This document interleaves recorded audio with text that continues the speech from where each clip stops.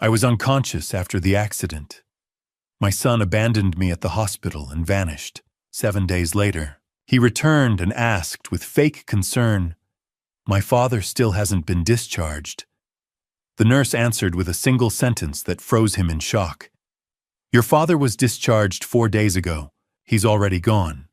What my son didn't know was that while he was trying to destroy me, I had been watching him and planning everything. And now I was going to teach him a costly lesson so he'd learn I'm not someone to mess with. Thank you for being here. Quick question, where are you watching from? Drop your location below. Now a disclaimer, this is a fictional story created for entertainment and insight. Any resemblance to real people or events is coincidental. But the message about trust betrayal and protecting yourself deeply meaningful. Let's begin. I am Patrick Sullivan. I'm 60 years old, and I need to tell you about the night everything changed.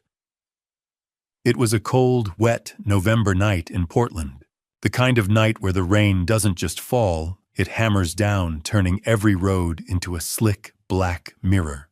I was driving my silver sedan along Cornell Road, that narrow, winding stretch through the West Hills. I'd made that drive 100 times before. I knew every curve by heart, but that night my car had other plans. I approached a sharp bend and tapped the brake pedal. The way you're supposed to in wet conditions, light pressure, steady control. Nothing happened. I pressed harder. Still nothing. The pedal sank to the floor like it was made of air. My stomach dropped. The sedan kept sliding forward, tires skimming across the rain-slicked asphalt. I yanked the steering wheel. No response. The guardrail rushed toward me, metal gleaming in my headlights. Then the world flipped. The car smashed through the rail and plunged into the ravine. My body slammed forward. The airbag exploded in my face. Pain shot through my ribs, my head. Everything went white, then black, and then silence. I don't know how long I was out. Could have been seconds, could have been minutes. When I came to, everything was muffled and wrong. Blood dripped into my eye. My chest screamed with every breath. Through the shattered windshield, I saw headlights above me, bright, high-mounted, cutting through the rain. Someone had stopped. I heard a car door open, footsteps.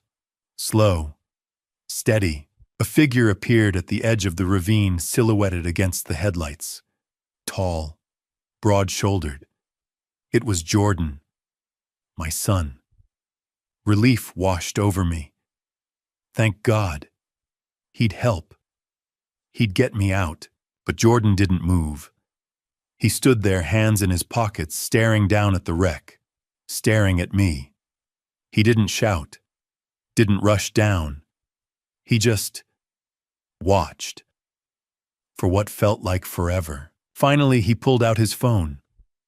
I could barely hear him over the ringing in my ears.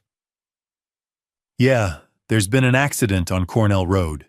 Single vehicle, driver's unconscious. You should send someone." His voice was calm, flat, like he was ordering a pizza. He hung up, looked at me one more time. Then he turned around, got back in his car, and drove away. The headlights disappeared, and I was alone in the rain. I don't remember much after that. The ambulance, the EMTs pulling me out of the wreck, the sirens. It's all a blur. The next thing I remember clearly is waking up in a hospital bed at Legacy Emanuel, fluorescent lights burning into my eyes. A nurse was adjusting my IV. I tried to speak, but my throat felt like sandpaper. "Easy, Mr. Sullivan," she said gently. "You've been through a lot." "My son," I rasped. "Where's my son?" She hesitated, glanced at the door. "He brought you in," she said carefully. "Left your wallet at the front desk. Didn't sign any paperwork. Didn't stay. Didn't stay." Those 2 words echoed in my head long after she left the room. It wasn't until much later that I learned what Jordan did after he left the hospital. He didn't go home. He sat in his car in the parking lot, engine idling, rain drumming on the roof. It was 2 a.m. The city was asleep. He pulled out his phone and opened his banking app. One transfer request, $6.8 million. From the Sullivan Family Trust Fund, the trust I'd built over decades. The one that was supposed to go to him eventually. He must have thought I was dead, or close enough that it didn't matter. He pressed submit. The system flagged it. Pending approval required. It needed a second signature. Mine. Jordan stared at the screen. Tried again. Same result. He swore under his breath, slammed his hand against the steering wheel. Tried a third time. Nothing. Finally, after 20 minutes of trying to force it through, he gave up, threw his phone onto the passenger seat, and drove off into the night. 7 days later, Jordan came back to the hospital. He walked through the front doors, wearing an expensive charcoal coat cashmere, tailored the kind that costs more than most people make in a month. His shoes clicked sharply on the polished floor as he approached the nurse's station. "I'm here to see Patrick Sullivan," he said smoothly. "Room 302. I'm his son." The nurse behind the desk looked up. It was Rachel Bennett, mid-30s, sharp-eyed, the kind of person who didn't miss a thing. She studied him for a moment, then glanced at her computer screen. Patrick Sullivan," she repeated slowly. "Yes, my father." Rachel's fingers paused over the keyboard. Then she looked back at him, her face completely neutral. "Your father was discharged 4 days ago." Jordan blinked. "What?" He checked himself out. "Day 2. "That's not possible," Jordan said, his voice rising slightly. "He was in critical condition. He couldn't just—" "He did," Rachel said calmly. Jordan stared at her. His jaw tightened. "Where did he go?" "I don't have that information." "You don't—" He stopped himself, forced a tight smile. "There must be some mistake." "There's no mistake, Mr. Sullivan." For a moment, Jordan didn't move. His hands gripped the edge of the counter. Then his face went pale. He straightened up, took a step back. "Fine," he said curtly. "Thank you."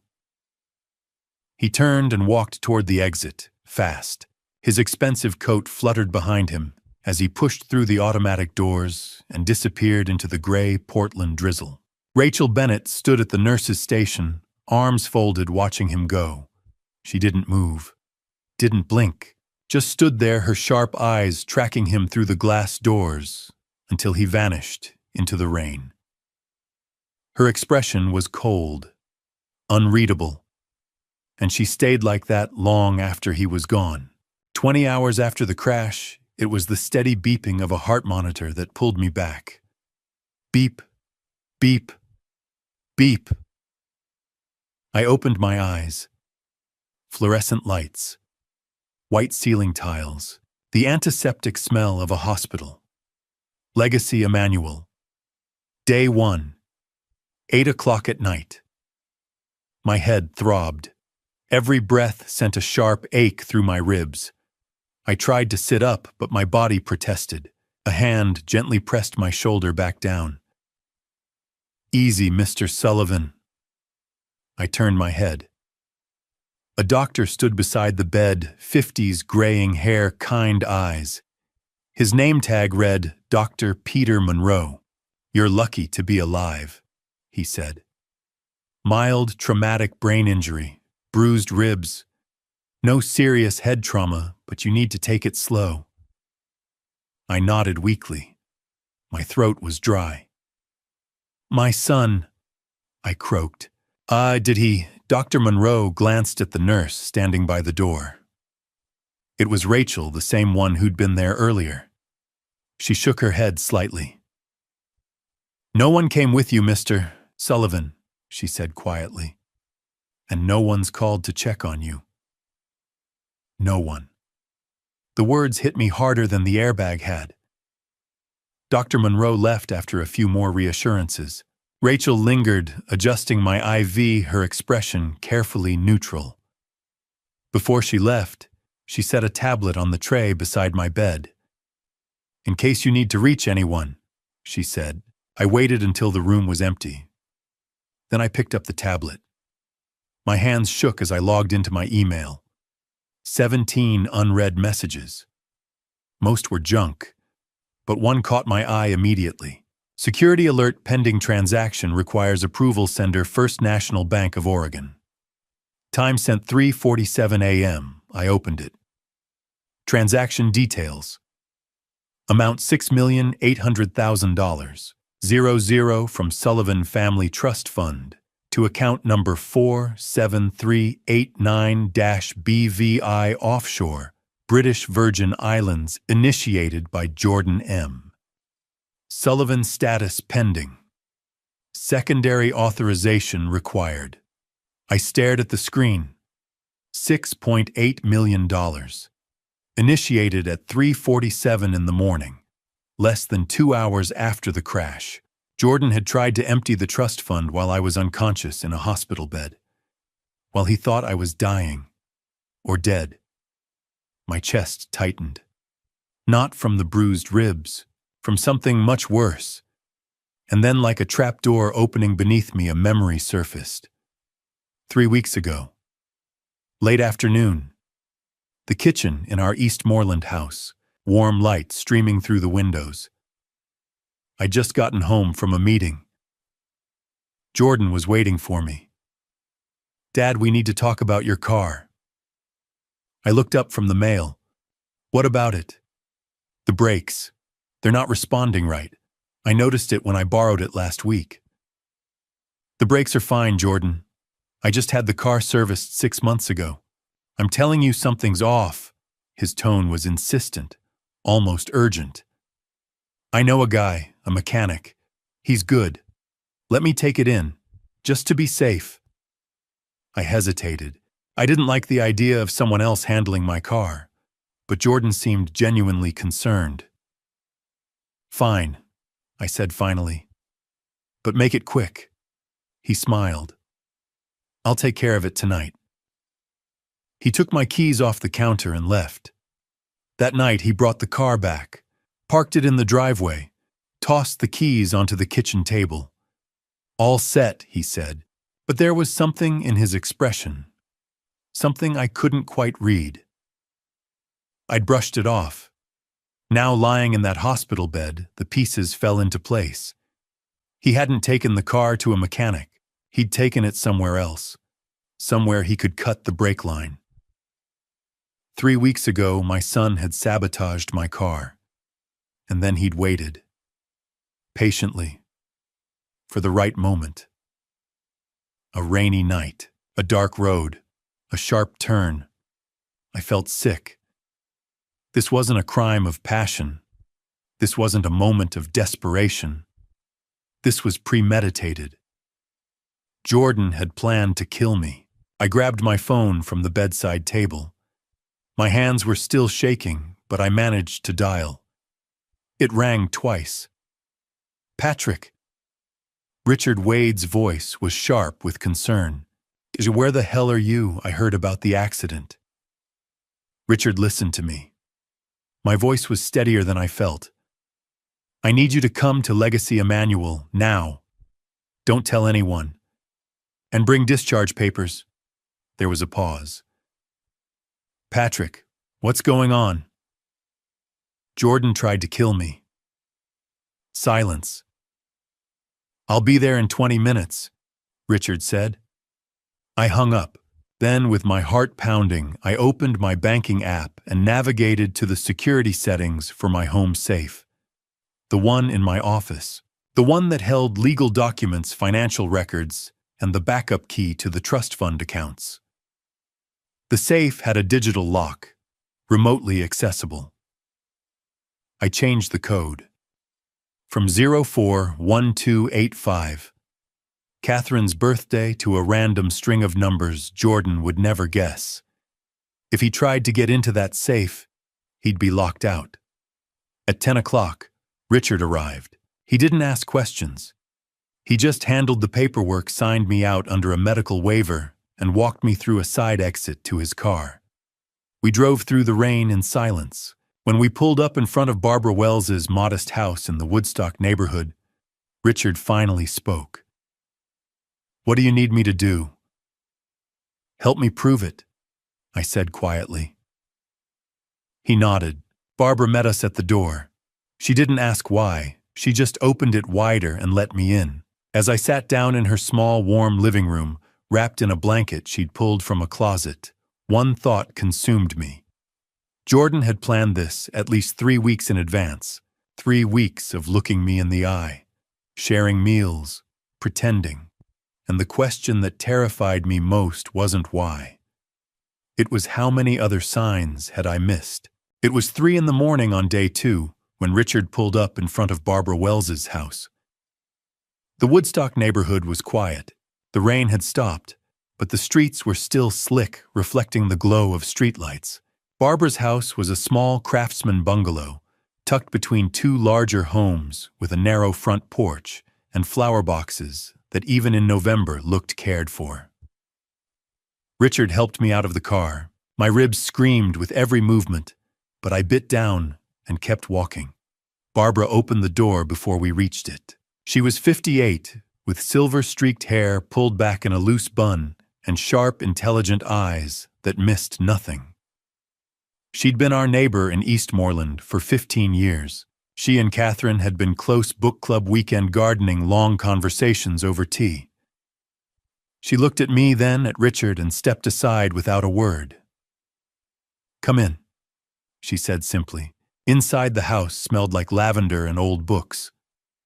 She led us into a small living room with a worn couch, a brick fireplace, and shelves lined with novels and framed photographs. She gestured for me to sit. "I'll make tea," she said, disappearing into the kitchen.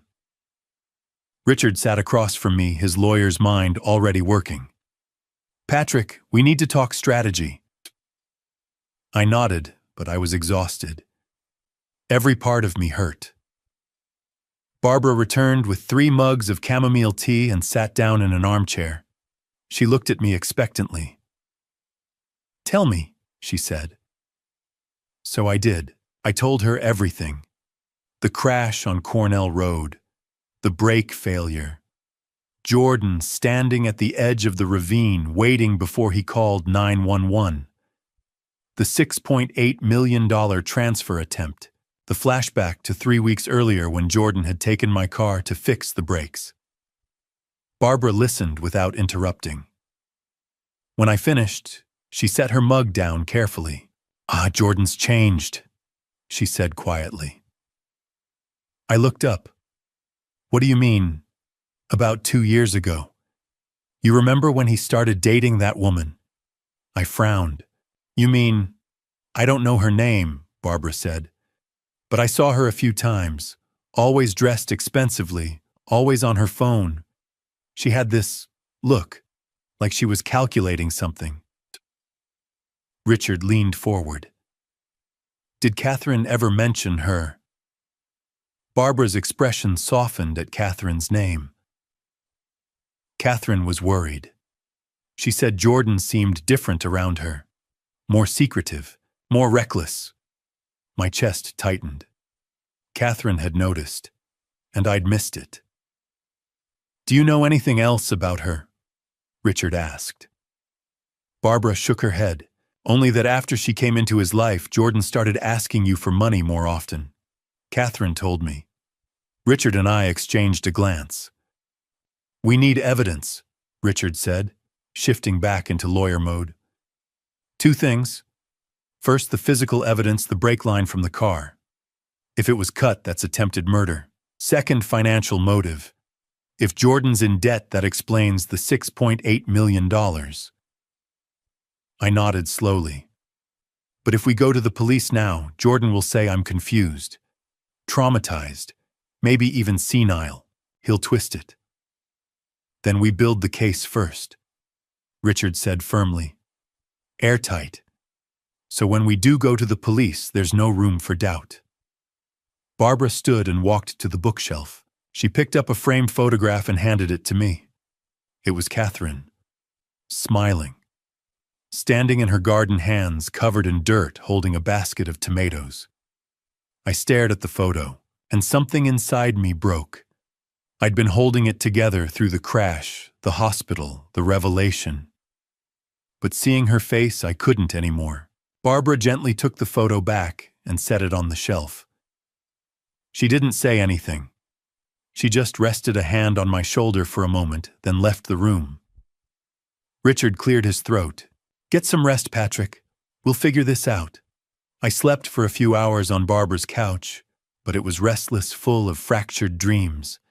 By the evening of day 3, I was awake and clear-headed again. Barbara had set up her spare bedroom with a small desk and her old laptop. I sat down and logged into my home security system. I'd installed cameras 2 years ago after a string of break-ins in Eastmoreland. 4 cameras: front door, back door, office, and garage. I pulled up the live feed, and there he was, Jordan. He was in my office, my house, standing in front of the wall, safe. I leaned closer to the screen, my pulse pounding. He was trying different combinations on the digital keypad. His face was tight with frustration. He tried once, twice, 3 times. Nothing. He slammed his fist against the safe. Tried again, still locked. Then he stepped back and kicked it. Hard. The metal didn't budge. "Damn it!" His voice came through the laptop speakers, tinny but clear. He pulled out his phone and made a call.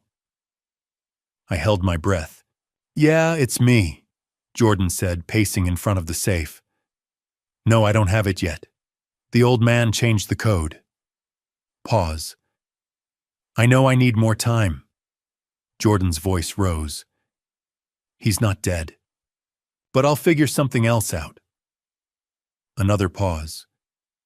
Jordan ran a hand through his hair, agitated. "I know how much I owe you. Just give me 2 weeks. I have a plan." Silence. 2 weeks, Jordan repeated. "I swear." He hung up, stared at the safe one more time, then turned and walked out of the frame. I sat frozen. "I know how much I owe you." Jordan was in debt, serious debt, to someone dangerous enough that he was willing to kill me for the money. My hands were shaking, but I forced myself to move. I navigated to the security system's cloud storage and downloaded the entire video file. Front door, office, everything. Then I uploaded it to a separate encrypted cloud account Richard had set up for me earlier. Backup, evidence, proof. Jordan had just confessed on camera that he'd tried to kill me. But as I stared at the screen, a cold realization settled over me.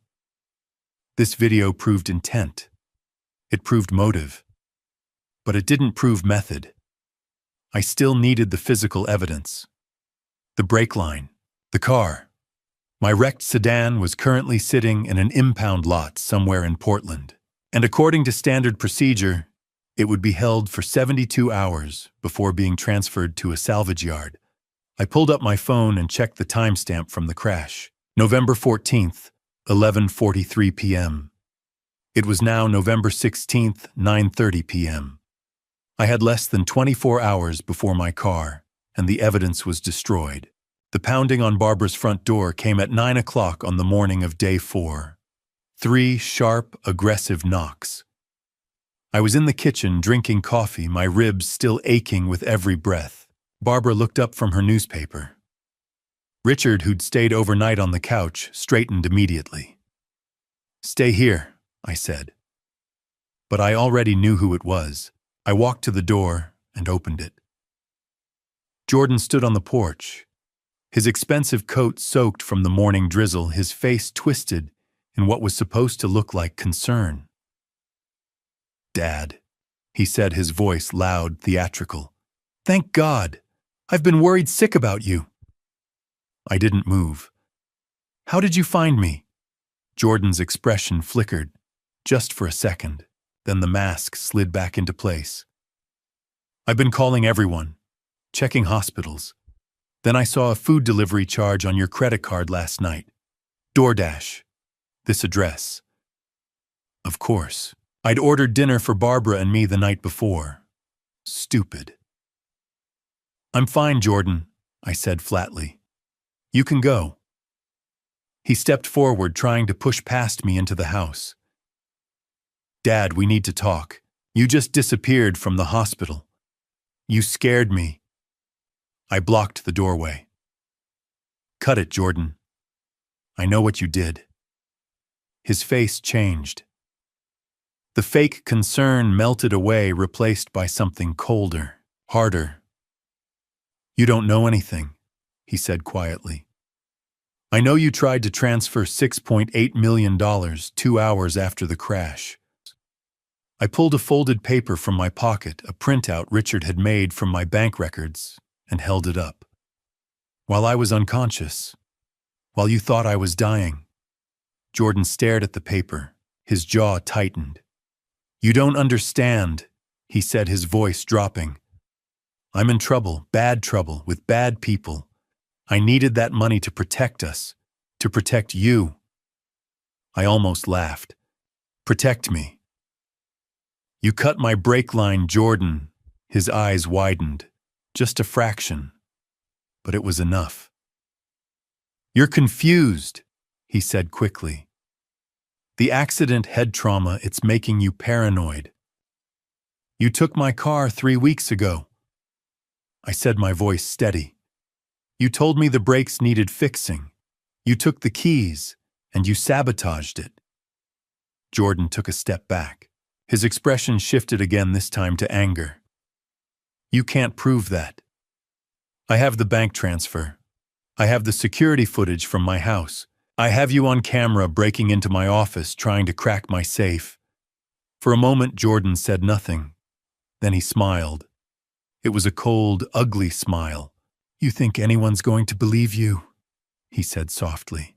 A 60-year-old man who just survived a major car accident, who's clearly suffering from head trauma, you really think people will take your word over mine?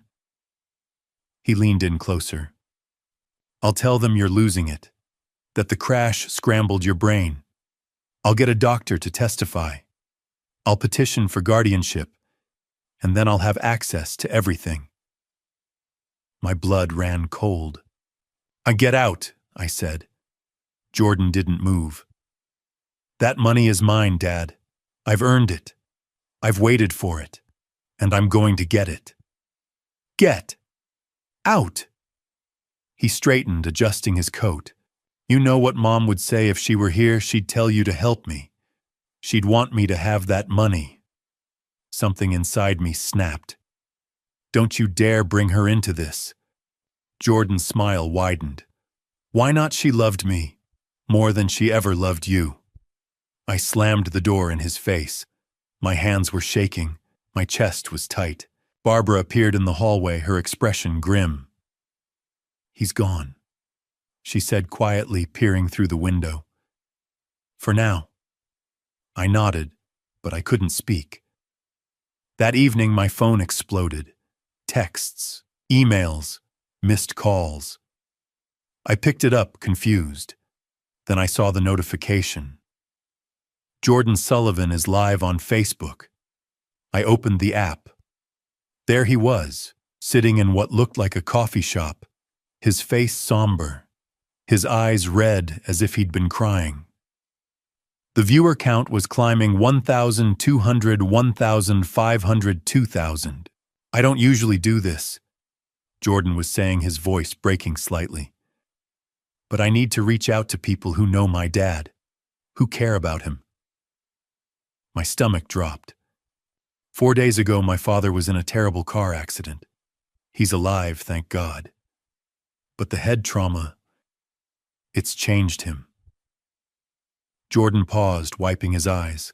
He's convinced that I, his own son, tried to hurt him, that I'm trying to steal from him. He's paranoid, delusional. He won't let me help him. He won't even tell me where he is. The comments section flooded with sympathy. "Oh my God, I'm so sorry. Head injuries can do that. My uncle had the same thing. You need to get him professional help ASAP." Jordan nodded as if reading the comments. "I'm trying, but he refuses, and I'm scared. I'm scared he's going to hurt himself, or someone else." More comments. "Call the police. Get a court order. He needs to be in a facility where he can be monitored." I stared at the screen, my hands trembling with rage. He was doing it. He was destroying me, publicly. My phone buzzed. A call from one of my business partners, a man named Douglas Waverly, someone I'd worked with for 10 years. "Patrick," Douglas said when I answered. His voice was careful, distant. "I just saw your son's video." "It's a lie," I said immediately. "Patrick, I'm not saying it isn't. But until this is resolved, I think we need to pause our current projects. Just temporarily." Douglas: "I'm sorry, Patrick. I have investors to answer to. If there's any question about your mental competency, I can't risk it." He hung up. I sat there staring at my phone. Jordan had just cost me my reputation, my business relationships, my credibility, and he'd done it in under 20 minutes. Another notification buzzed. A text from Richard. "Found the car. Rivergate Salvage Yard, North Portland. But we have a problem. They're crushing it at midnight tonight. We've got 4 hours." I read the message twice. 4 hours. Jordan's live stream was still playing in the background, his voice smooth and concerned, spinning his lies to thousands of people. But the fury that had been building in my chest suddenly crystallized into something colder. Clarity. 4 hours to secure the evidence that would prove my son had tried to kill me. 4 hours to make sure he didn't win. It was 8 o'clock on the evening of day 4 when Richard's text came through. I was sitting on Barbara's couch, my phone still buzzing with notifications from Jordan's livestream. My ribs ached with every breath. My head throbbed. But none of that mattered anymore. I read Richard's message again. "Found the car. Rivergate Salvage Yard. They're crushing it at midnight. Jordan paid them $500 cash to move it up. We've got 4 hours." 4 hours. I pushed myself to my feet, wincing as pain shot through my side. Barbara looked up from her book. "What's wrong?" "We need to go," I said. "Now." Before we left, I made one more call. It rang 4 times before going to voicemail. "Detective Aaron Brooks, Portland Police Bureau. Leave a message." I took a breath. "Detective Brooks, my name is Patrick Sullivan. I was in a single-vehicle accident on Cornell Road 7 days ago. I have reason to believe it wasn't an accident. I have evidence that someone sabotaged my car. I'll be coming to the station tomorrow morning with documentation. Please call me back." I left my number and hung up. Richard arrived 10 minutes later. He'd brought a toolbox, flashlights, bolt cutters, heavy-duty gloves, and a hacksaw. "You sure about this?" he asked as we climbed into his car. "I'm sure." We drove north through the rain toward the industrial district along the Willamette River.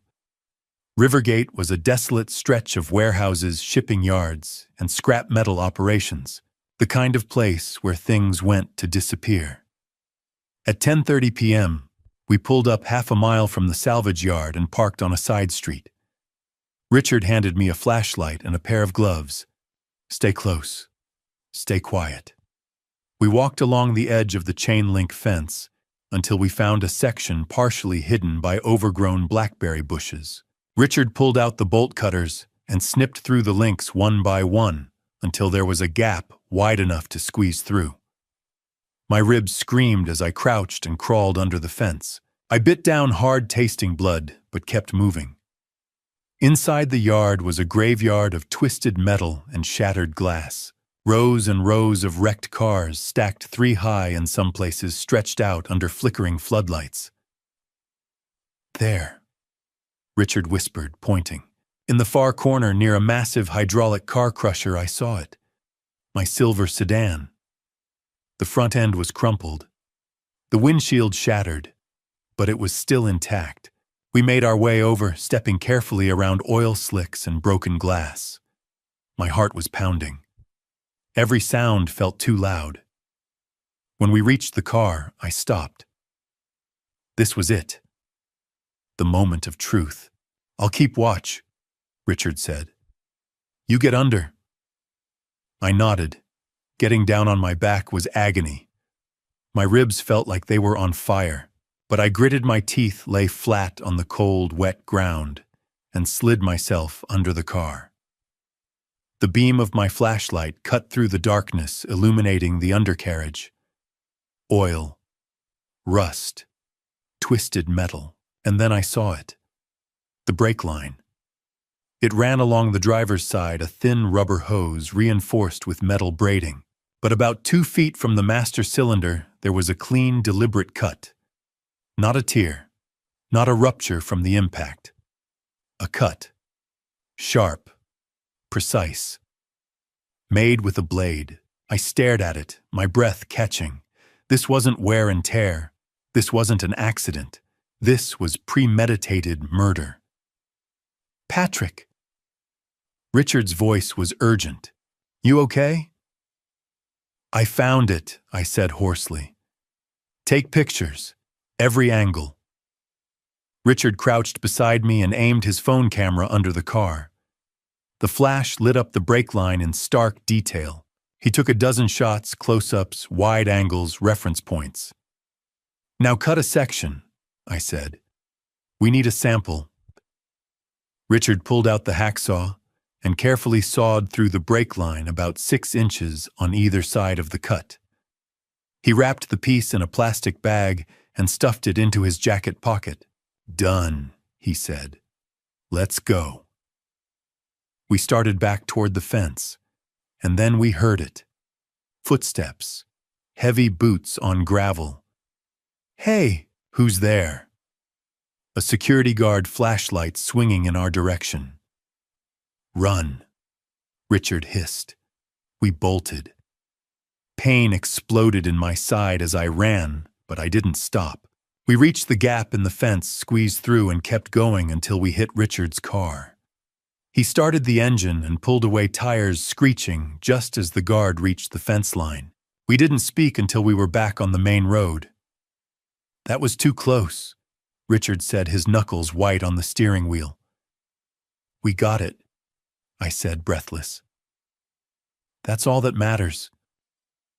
At 5:30 a.m. on day 5, we walked into the Portland Police Bureau's North Precinct. Detective Aaron Brooks was waiting. He was in his mid-40s, graying at the temples, with sharp eyes and a no-nonsense demeanor. He led us to a small interview room and sat down across from us. "Mr. Sullivan," he said, "you left me an interesting voicemail." Richard opened his briefcase and laid everything out on the table. The timeline.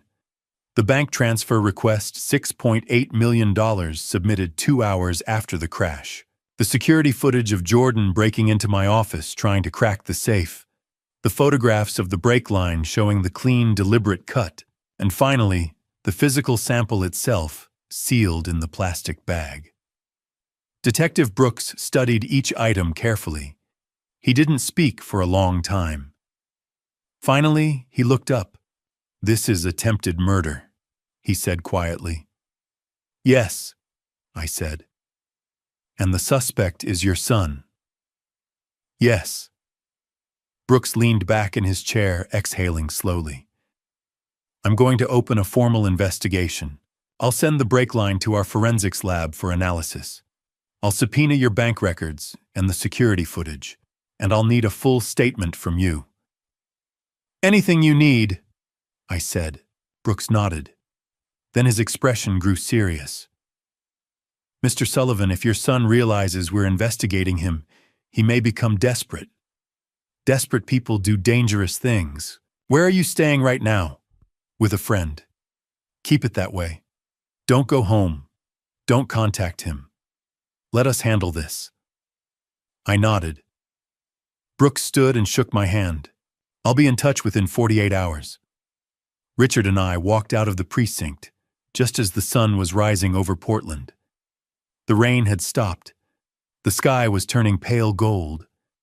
For the first time in 7 days, I felt something I hadn't felt since the night of the crash. Hope. I wasn't fighting alone anymore. Detective Brooks and the full weight of the Portland Police Bureau were now on my side. The next 10 days, day 7 through day 15, I stayed hidden at Barbara's house while Detective Brooks quietly built the case that would bring my son to justice. I didn't go outside, didn't contact anyone except Richard and Brooks, didn't post on social media. As far as the world was concerned, Patrick Sullivan had vanished. And while I waited, Brooks worked. On day 7, the forensics report came back. Brooks called me from the lab. His voice was steady, professional, but I could hear the edge of satisfaction in it. The brake line was cut with a precision tool, he said. A box cutter or utility knife. Clean, deliberate. This wasn't wear and tear, Mr. Sullivan. This was sabotage. I closed my eyes. Hearing it confirmed officially scientifically made it real in a way it hadn't been before. What's next? I asked. Now we follow the money, Brooks said. On day 9, the financial subpoena results arrived. Richard and I sat at Barbara's kitchen table as Brooks spread the documents out in front of us. Bank statements, credit card bills, loan applications. And there it was in black and white. Jordan owed $1.4 million. Gambling debts. Brooks said, tapping one of the pages. He's been borrowing from loan sharks, unlicensed lenders operating out of underground poker clubs in southeast Portland. The kind of people who don't take no for an answer. I stared at the numbers. $1.4 million. How had I not known? Look at the timeline, Richard said, leaning forward. The debt started piling up about 2 years ago. Small at first, a few thousand here and there. But then 18 months ago it skyrocketed. Brooks nodded. And 3 weeks before your accident, he made a payment of $50,000, probably to buy himself more time. 3 weeks before the accident. The same week, Jordan had insisted on taking my car to get the brakes fixed. He was desperate, I said quietly. Desperate enough to kill, Brooks replied. On day 11, Brooks tracked down the mechanic shop Jordan had mentioned, the one with the guy he knew. Except it didn't exist. The address Jordan had given me led to an abandoned garage in North Portland. No business license. No registered employees. Just a rundown building with boarded-up windows and a rusted chain-link fence. Brooks sent a team to sweep the place. They found tire tracks, oil stains, evidence that someone had been working there recently. But the owner, if there ever was one, had disappeared 2 weeks before the crash. Ghost shop? Brooks said when he called to update me. Whoever Jordan was working with, they're long gone. Do you think they'll come back? I asked. Not if they're smart, Brooks said. But we'll keep an eye on it. By day 13, Brooks had compiled everything into a formal case file. Forensic evidence, financial records, security footage, witness statements. But he wasn't ready to arrest Jordan yet. We need him to make a mistake. Brooks explained when he came to Barbara's house to brief us. Right now he thinks he's getting away with it. He thinks you're hiding because you're scared. Or confused. If we move too soon, a good defense attorney could argue circumstantial evidence. We need something definitive. So what do we do? I asked. Brooks leaned back in his chair thinking. We make him desperate. We put pressure on him. And we wait for him to crack. That's when I had the idea. There's a gala this weekend, I said. The Portland Business Association. It's at Hotel Lucia. Jordan's planning to attend. Richard raised an eyebrow. How do you know? I saw it on his social media, I said. He's been posting about it, talking about how he's looking for emergency loans to help care for his sick father. Brooks's eyes sharpened. He's using your condition to scam investors. Exactly, I said. But what if I show up? Richard sat up straighter. Patrick, that's dangerous. It's also smart, Brooks said slowly. If you appear healthy, coherent, in control, it undermines everything Jordan's been saying. It exposes him as a liar in front of the entire Portland business community. And it might force him to do something reckless, I added. Brooks nodded. We'll have officers on site, plainclothes. If he tries anything, we'll be ready. What about credibility? Richard asked. Jordan's been spreading rumors that Patrick's mentally unstable. We need someone to vouch for him publicly. I thought for a moment, then I reached for my phone. I know someone.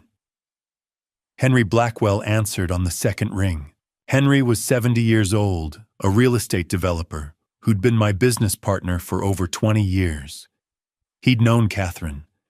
He'd watched Jordan grow up, and he had a reputation in Portland that was beyond reproach. Patrick, he said when he heard my voice. Where the hell have you been? I told him everything. The crash, the sabotage, the money, Jordan's lies. When I finished, there was a long silence. Then Henry said, that son of a bitch. I need your help, Henry. Name it. The gala on Saturday. I'm going to be there, and I need someone to stand up and tell the truth. Someone people will believe. Henry didn't hesitate. I'll be there, and I'll make damn sure everyone knows you're not the one who's lost his mind. On the evening of day 15, Detective Brooks came to Barbara's house one last time before the gala. He set the case file on the kitchen table, thick, organized, damning. This is solid, he said. Forensics Financial's motive opportunity. When we arrest him, it'll stick. When? I asked. Brooks looked at me across the table. His expression was calm, but his eyes were sharp. Your son is smart, Mr. Sullivan, he said. But desperate people make mistakes, and I think it's time we give him the opportunity to make the biggest mistake of his life. Patrick's case is airtight. Forensics, financials, footage, everything's ready. But Detective Brooks isn't arresting Jordan yet. He's letting him walk into a trap at the gala. If you're still here, comment "ready" below quick note. This is fiction dramatized for impact. Not for you, exit now. Otherwise, the confrontation starts next. The 7 days between day 15 and day 20 were the longest of my life. I stayed at Barbara's house, pacing the small living room, rehearsing what I would say, how I would stand, how I would face the man my son had become. On the morning of day 17, I found myself staring at a photograph Barbara kept on her mantel. It was from my wedding. Catherine and me standing under an archway of white roses, her hand in mine, her smile brighter than the summer sun. I picked up the frame and studied her face. "Well, I don't know if I can do this," I said quietly. Barbara, who'd been reading in the corner, looked up. "Catherine would want you to," she said gently. I nodded. She was right. Catherine had always been braver than me. Stronger. If she were here, she'd tell me to stand up, to fight. I set the photograph back on the mantel. "Okay," I said. "I'm ready." On day 18, Detective Brooks called with an update. "Your son just bought a new suit," Brooks said. "Charged it to his last remaining credit card, $2,400, Tom Ford." I frowned. He's broke. Why would he? Because he's putting on a show, Brooks said. He's been posting on social media all week, talking about how he's about to close a major investment deal to help care for his ailing father. He's setting the stage. For what? For one last con, Brooks said. He's going to charm someone at that gala into giving him money, and then he's going to disappear. My jaw tightened. Not if I can help it. The evening of day 20 arrived.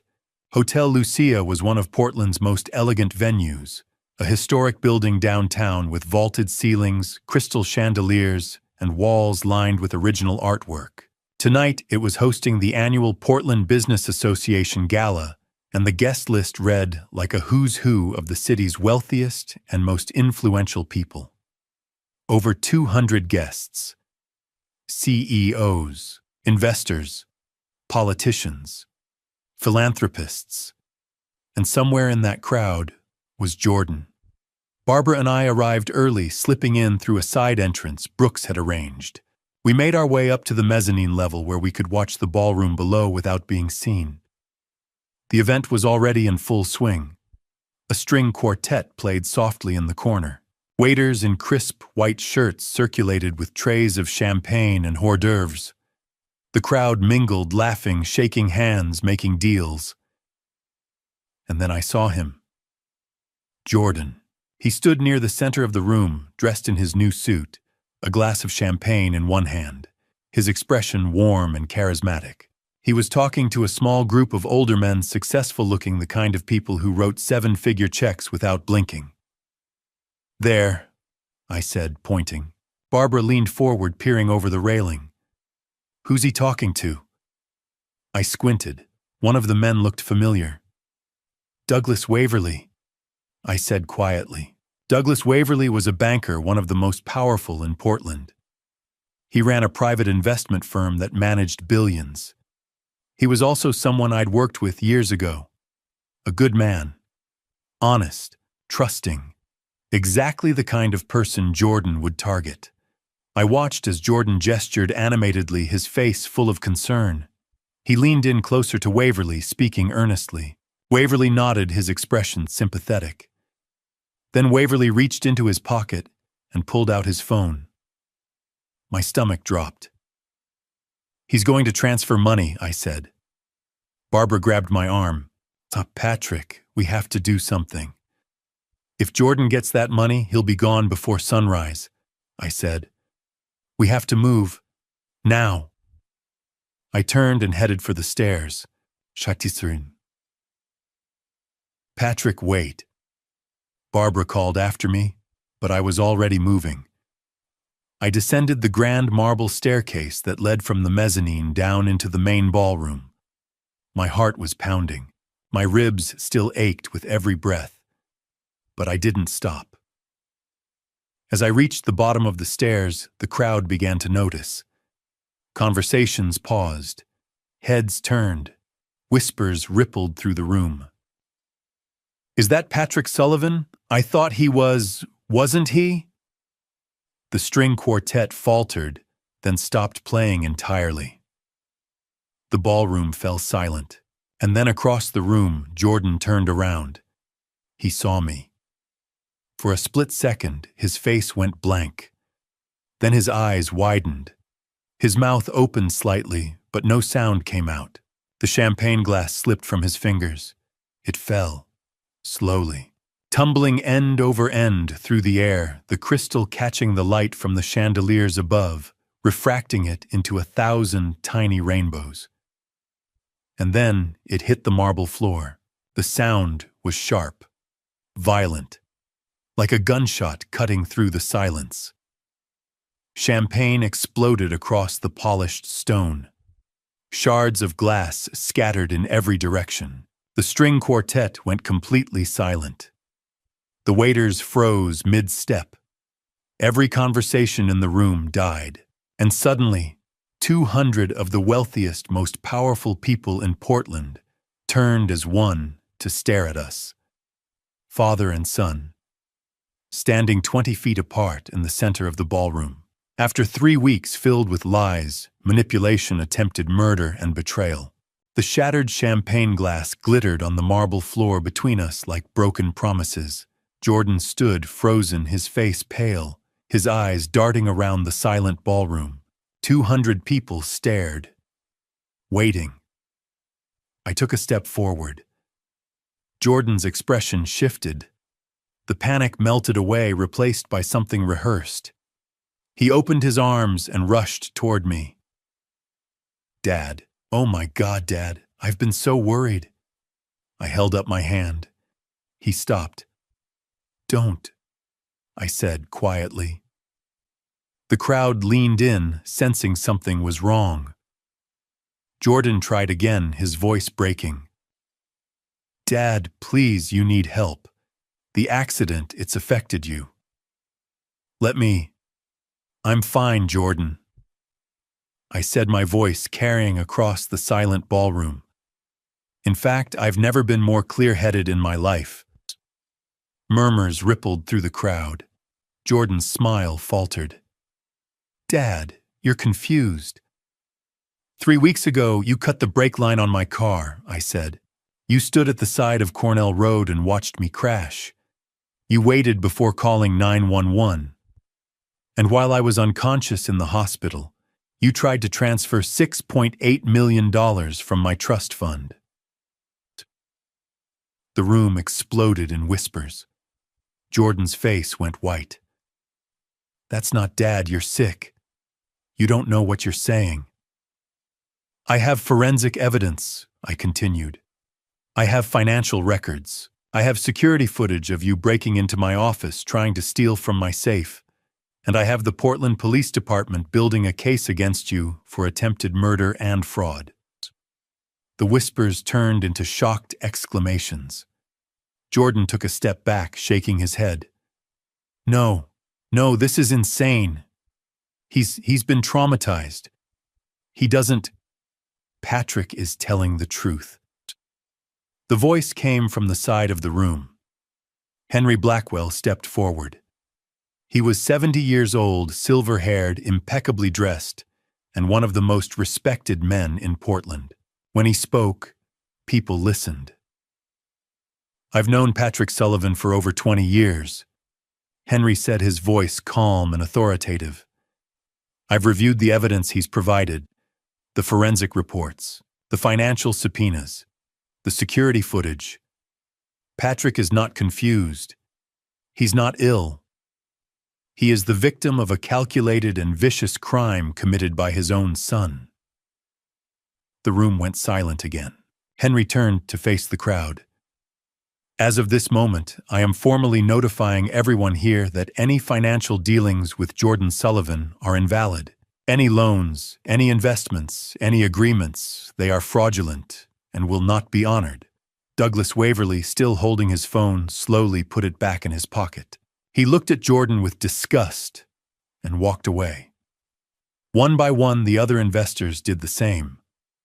Jordan stood alone in the center of the ballroom, surrounded by broken glass and broken lies. You," his voice was hoarse. "You bastard." "I'm your father," I said quietly, "and you tried to kill me." Jordan's face twisted. For a moment I thought he might lunge at me, but then he looked around at the crowd, at the cold, judgmental faces, and something inside him cracked. He turned and ran. He pushed through the crowd, shoving people out of the way, and disappeared through the exit. No one tried to stop him. The ballroom erupted in conversation. Barbara appeared at my side, her hand on my arm. "You did it," she whispered. I nodded, but I didn't feel victorious. I just felt tired. 2 days later, at 2:15 a.m., my phone rang. It was Detective Brooks. "He's at your office," Brooks said. "Right now, Pearl District. We've got units surrounding the building." I sat up in bed. "What's he doing?" "Breaking in. He's looking for your company seal, the one you use to authorize checks. He's trying to forge a payment to himself. My jaw tightened. Is he armed? No. But he's desperate, and desperate men do unpredictable things. I'm on my way. I arrived at my Pearl District office 20 minutes later. Police cars were parked around the block, lights off, waiting. Brooks met me outside. We've got him on camera, Brooks said, handing me a tablet. He broke in through the back entrance. He's in your office right now. I looked at the screen. There was Jordan standing in front of my desk, rifling through drawers, his face tight with panic. When do we move? I asked. Now, Brooks said. He gave a signal. Officers moved in silent and fast. I stayed outside watching the tablet. The lights in my office suddenly blazed on. Jordan spun around, his eyes wide. Portland Police, hands up. Jordan froze. For a moment it looked like he might run, but there was nowhere to go. 6 officers surrounded him, weapons drawn. On the ground, now, Jordan dropped to his knees. Hands raised. One of the officers pulled his arms behind his back and cuffed him. And then Jordan looked up at the camera. He knew I was watching. His face twisted with rage. You set me up, he screamed. Just you set me up. You're not my father. You're a monster. Brooks's voice came through the radio. We've got him. Caught in the act. Breaking and entering attempted fraud violation of a restraining order. That's on top of the attempted murder charge. I stared at the screen as they hauled Jordan to his feet and led him out of the building. My phone buzzed. Brooks again. Patrick, we need to talk. In person. 10 minutes later, I was sitting in the back of an unmarked police car. Brooks sat beside me, his expression grim. Jordan's asking for a deal, he said. I frowned. A deal. He says he didn't act alone. My chest tightened. What do you mean? He says there's someone else involved. Someone who manipulated him. Who pushed him into this. Brooks looked at me carefully. A woman. And according to Jordan, she's the one who's really behind this. She has access to offshore accounts. She's already moved money, and if we don't find her soon, she's going to disappear with everything. I stared at him. Who is she? Brooks pulled out a photograph and handed it to me. It was a surveillance photo, grainy, taken from a distance. A woman in her late 20s, dark hair, elegant, standing outside a casino. Her name is Simone Parker, Brooks said, and we need to find her before she vanishes with $2.1 million of your money. At 10 o'clock on the morning of day 23. 8 hours after Jordan's arrest, Detective Brooks called me. He's ready to talk, Brooks said, and you're going to want to hear this. 20 minutes later, I was sitting in an observation room at the Portland Police Bureau, staring through one-way glass at my son. Jordan looked broken. His expensive suit was wrinkled. His hair was a mess. His eyes were red-rimmed and hollow. Brooks sat across from him, a file folder on the table between them. Let's start from the beginning, Brooks said. Jordan stared at his cuffed hands for a long moment. Then he spoke. Her name is Simone Parker. I leaned forward. She's my fiancée. Jordan continued, his voice barely above a whisper. Or, I thought she was. Brooks opened the file and pulled out a photograph, the same surveillance photo he'd shown me the night before. The woman with dark hair and calculating eyes. Tell me about her, Brooks said. Jordan exhaled shakily. I met her 2 years ago, at a poker club in Southeast Portland. She was beautiful, smart. She made me feel like I mattered. His voice cracked. At first it was just casual games, low stakes, but Simone knew people. She introduced me to bigger games. higher buy-ins.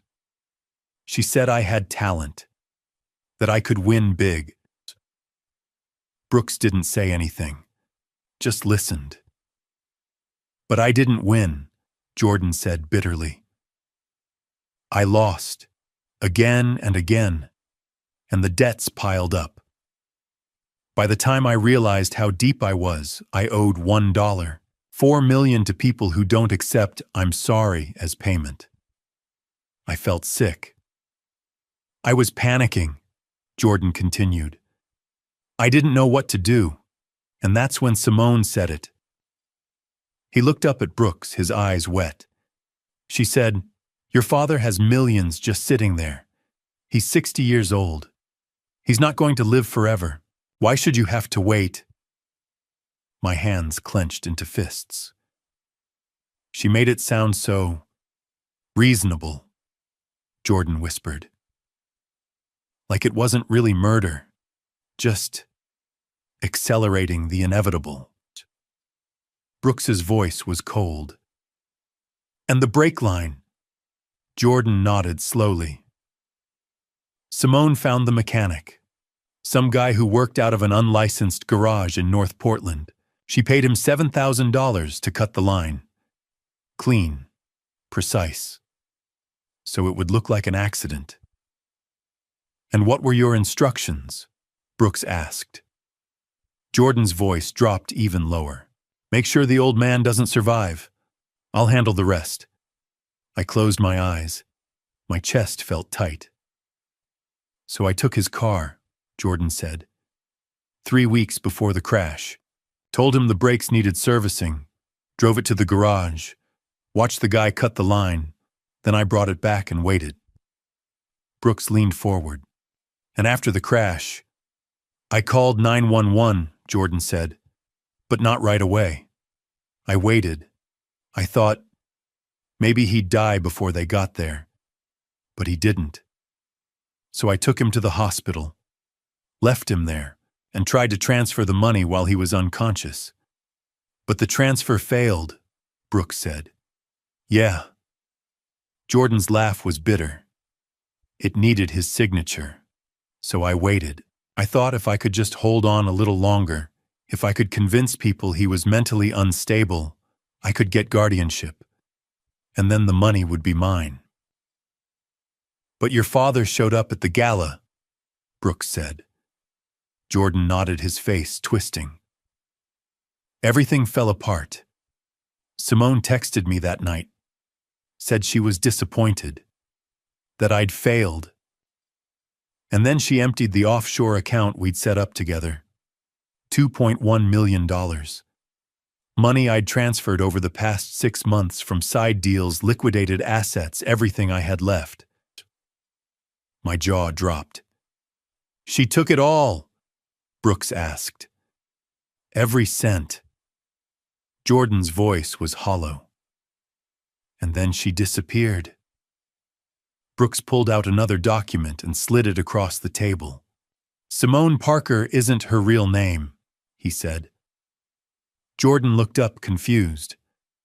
Her real name is Sophie Park, or Simone Davis, or half a dozen other aliases. She's a professional con artist. She's pulled this exact scheme at least 3 times before, once in Seattle, twice in San Francisco. She targets wealthy families, seduces the heir, drives them into debt, convinces them to commit crimes for money. Then she takes everything and vanishes. Jordan stared at the document, his face crumbling. You were a mark, Brooks said flatly, from the very beginning. Jordan put his face in his hands and sobbed. I stood up and walked out of the observation room. I couldn't watch anymore. Brooks found me in the hallway a few minutes later. He's cooperating, Brooks said. Full confession. He'll testify against Simone if we find her. Will that help him? I asked quietly. Brooks hesitated. It'll reduce his sentence. Instead of 30 years, maybe 18 to 20. But he's still going to prison, Patrick. I nodded. That was fair. What about Simone? I asked. Brooks pulled out his phone and opened an image, a driver's license photo. Simone Parker, age 29. Dark hair, high cheekbones, and eyes that looked right through the camera with cold, calculated intelligence. TSA flagged her passport this morning, Brooks said. She booked a first-class ticket to Mexico City, departing from Portland International at 7 p.m. tonight. I checked my watch. It was 10:30 a.m. That gives us 9 hours, I said. Brooks nodded. Should 9 hours to catch a woman who's made a career out of disappearing. He looked at me, his expression grim. We're assembling a team now. FBI, TSA, airport security. We'll have agents at every checkpoint. If she shows up, we'll get her. And if she doesn't, I asked. Then she's gone, Brooks said. And so is your $2.1 million. I stared at the photo on his phone, at the woman who'd manipulated my son, who'd convinced him to try to kill me, who'd stolen a fortune and was about to walk away clean. Let's make sure that doesn't happen, I said. The 9-hour countdown began at 10:30 a.m., and we had one destination, Portland International Airport. Detective Brooks made the calls.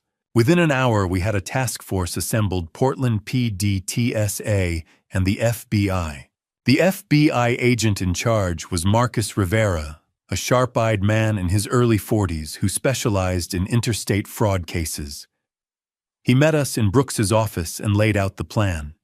Simone Parker, or Sophie Park, or whatever name she's using today, has already checked in online, Rivera said, pulling up her flight details on his laptop. First-class seat. Gate C7. Departure at 7 p.m. Mexico doesn't have an extradition treaty for financial crimes under $5 million, so if she gets on that plane, she's gone. Then we make sure she doesn't get on that plane, Brooks said. By 2:00 p.m., we were at the airport. Rivera had coordinated with TSA to set up a command center in a back office near security. Monitors lined the walls showing live feeds from dozens of cameras throughout the terminal. We've flagged her passport, Rivera said. The moment she tries to go through security, we'll know. I stood behind him, watching the screens. My heart was pounding. At 4:15 p.m., one of the TSA agents spoke up. We've got her. Security checkpoint concourse C. Rivera pointed at the monitor. There. And there she was. Simone Parker walked through the security scanner with the casual confidence of someone who'd done this 100 times. She wore a tailored cream blazer, designer jeans, and oversized sunglasses. Her dark hair was pulled back in a sleek ponytail. She looked like any other wealthy traveler heading to a vacation destination. She collected her carry-on bag from the conveyor belt, slipped her shoes back on, and walked toward the concourse. She's through security, Rivera said into his radio. All units move into position. Do not engage until she reaches the gate. I repeat, do not engage. We watched on the monitors as she strolled through the terminal. She stopped at a bookstore, bought a magazine, checked her phone. Then she walked into a bar near gate C7 and sat down. Is she serious? Brooks muttered. Simone ordered a glass of white wine. She sipped it slowly, scrolling through her phone, completely at ease. She thought she'd won. At 6:30 p.m., 30 minutes before boarding, Simone finished her wine, left a generous tip, and walked toward gate C7. All units stand by, Rivera said. I watched the monitor as she approached the gate. The boarding area was crowded with passengers waiting to board the Mexico City flight. Simone stood near the window, looking out at the tarmac, her carry-on bag at her feet. Wait for it, Rivera murmured. The gate agent's voice came over the loudspeaker. We will now begin boarding Flight 739 to Mexico City. First-class passengers, please proceed to the gate. Simone picked up her bag and walked toward the boarding line. Now, Rivera said. 4 FBI agents in plainclothes moved in from different directions, closing in on her. Simone must have sensed something, because she paused. Her head turned slightly, scanning the crowd. And then she saw them. For a split second, her mask slipped. Her eyes widened, her body tensed. Then she bolted. She dropped her carry-on bag and ran toward the restrooms, shoving past passengers. "She's running," Rivera barked into his radio. "Cut her off." 2 agents were already there, blocking the restroom entrance. Simone skidded to a halt. She spun around looking for another exit, but the other 2 agents were right behind her. "Simone Parker, FBI, hands where I can see them." She froze. For a moment I thought she might try to run again, but then her shoulders sagged. Slowly she raised her hands. One of the agents stepped forward and cuffed her. The terminal erupted in murmurs. Passengers pulled out their phones, recording the scene. Rivera gestured to me. "Come on." We walked down to the gate. By the time we arrived, Simone was standing between 2 agents, her wrists cuffed behind her back. She saw me coming, and she smiled. It was cold, calculating, not a trace of fear or shame. "You must be Patrick," she said, her voice smooth and unbothered. "Jordan talked about you a lot." I stopped a few feet away from her, my hands clenched at my sides. "You almost killed me," I said quietly. "For money." Simone tilted her head as if considering the accusation. Then she shrugged. "It wasn't personal," she said. "Just business." I stared at her. Business. "You manipulated my son. You drove him into debt. You convinced him to murder me. And you stole millions." "I didn't steal anything," Simone said calmly. "Jordan gave me that money, willingly, desperately, because he thought it would save him. You lied to him." "I told him what he wanted to hear," she corrected. "There's a difference." Rivera stepped forward. "Simone Parker, you're under arrest for wire fraud, conspiracy to commit murder, extortion, and interstate racketeering. You have the right to remain silent." "I know my rights," Simone said, cutting him off. She looked back at me, her smile widening slightly. "You think this is over? You think catching me changes anything?" "You're going to prison," I said. "For a few years, maybe," she said. "And then I'll get out. And I'll do it again. Because there's always another Jordan. Another desperate, weak man who thinks he deserves more than he's earned. And I'll be there to take advantage of him." Her voice was so matter-of-fact, so devoid of remorse. "You're a monster," I said. Simone laughed, a soft, bitter sound. "No, I'm a businesswoman. Monsters kill for pleasure. I do it for profit." Rivera nodded to the agents. "Get her out of here." They led her away through the crowded terminal, her hands cuffed behind her back. Passengers stared. Some whispered. Some took photos. And Simone walked through it all with her head held high, as if she were walking a red carpet instead of being arrested. Just before they reached the exit, she looked back at me one last time. Her eyes were cold, empty, and utterly unafraid. And in that moment, I realized something. To women like Simone Parker, getting caught wasn't a failure. It was just a temporary setback in an endless game of deception. She'd done this before, in Seattle, in San Francisco, and probably a dozen other cities I didn't know about. And if she ever got out, she'd do it again.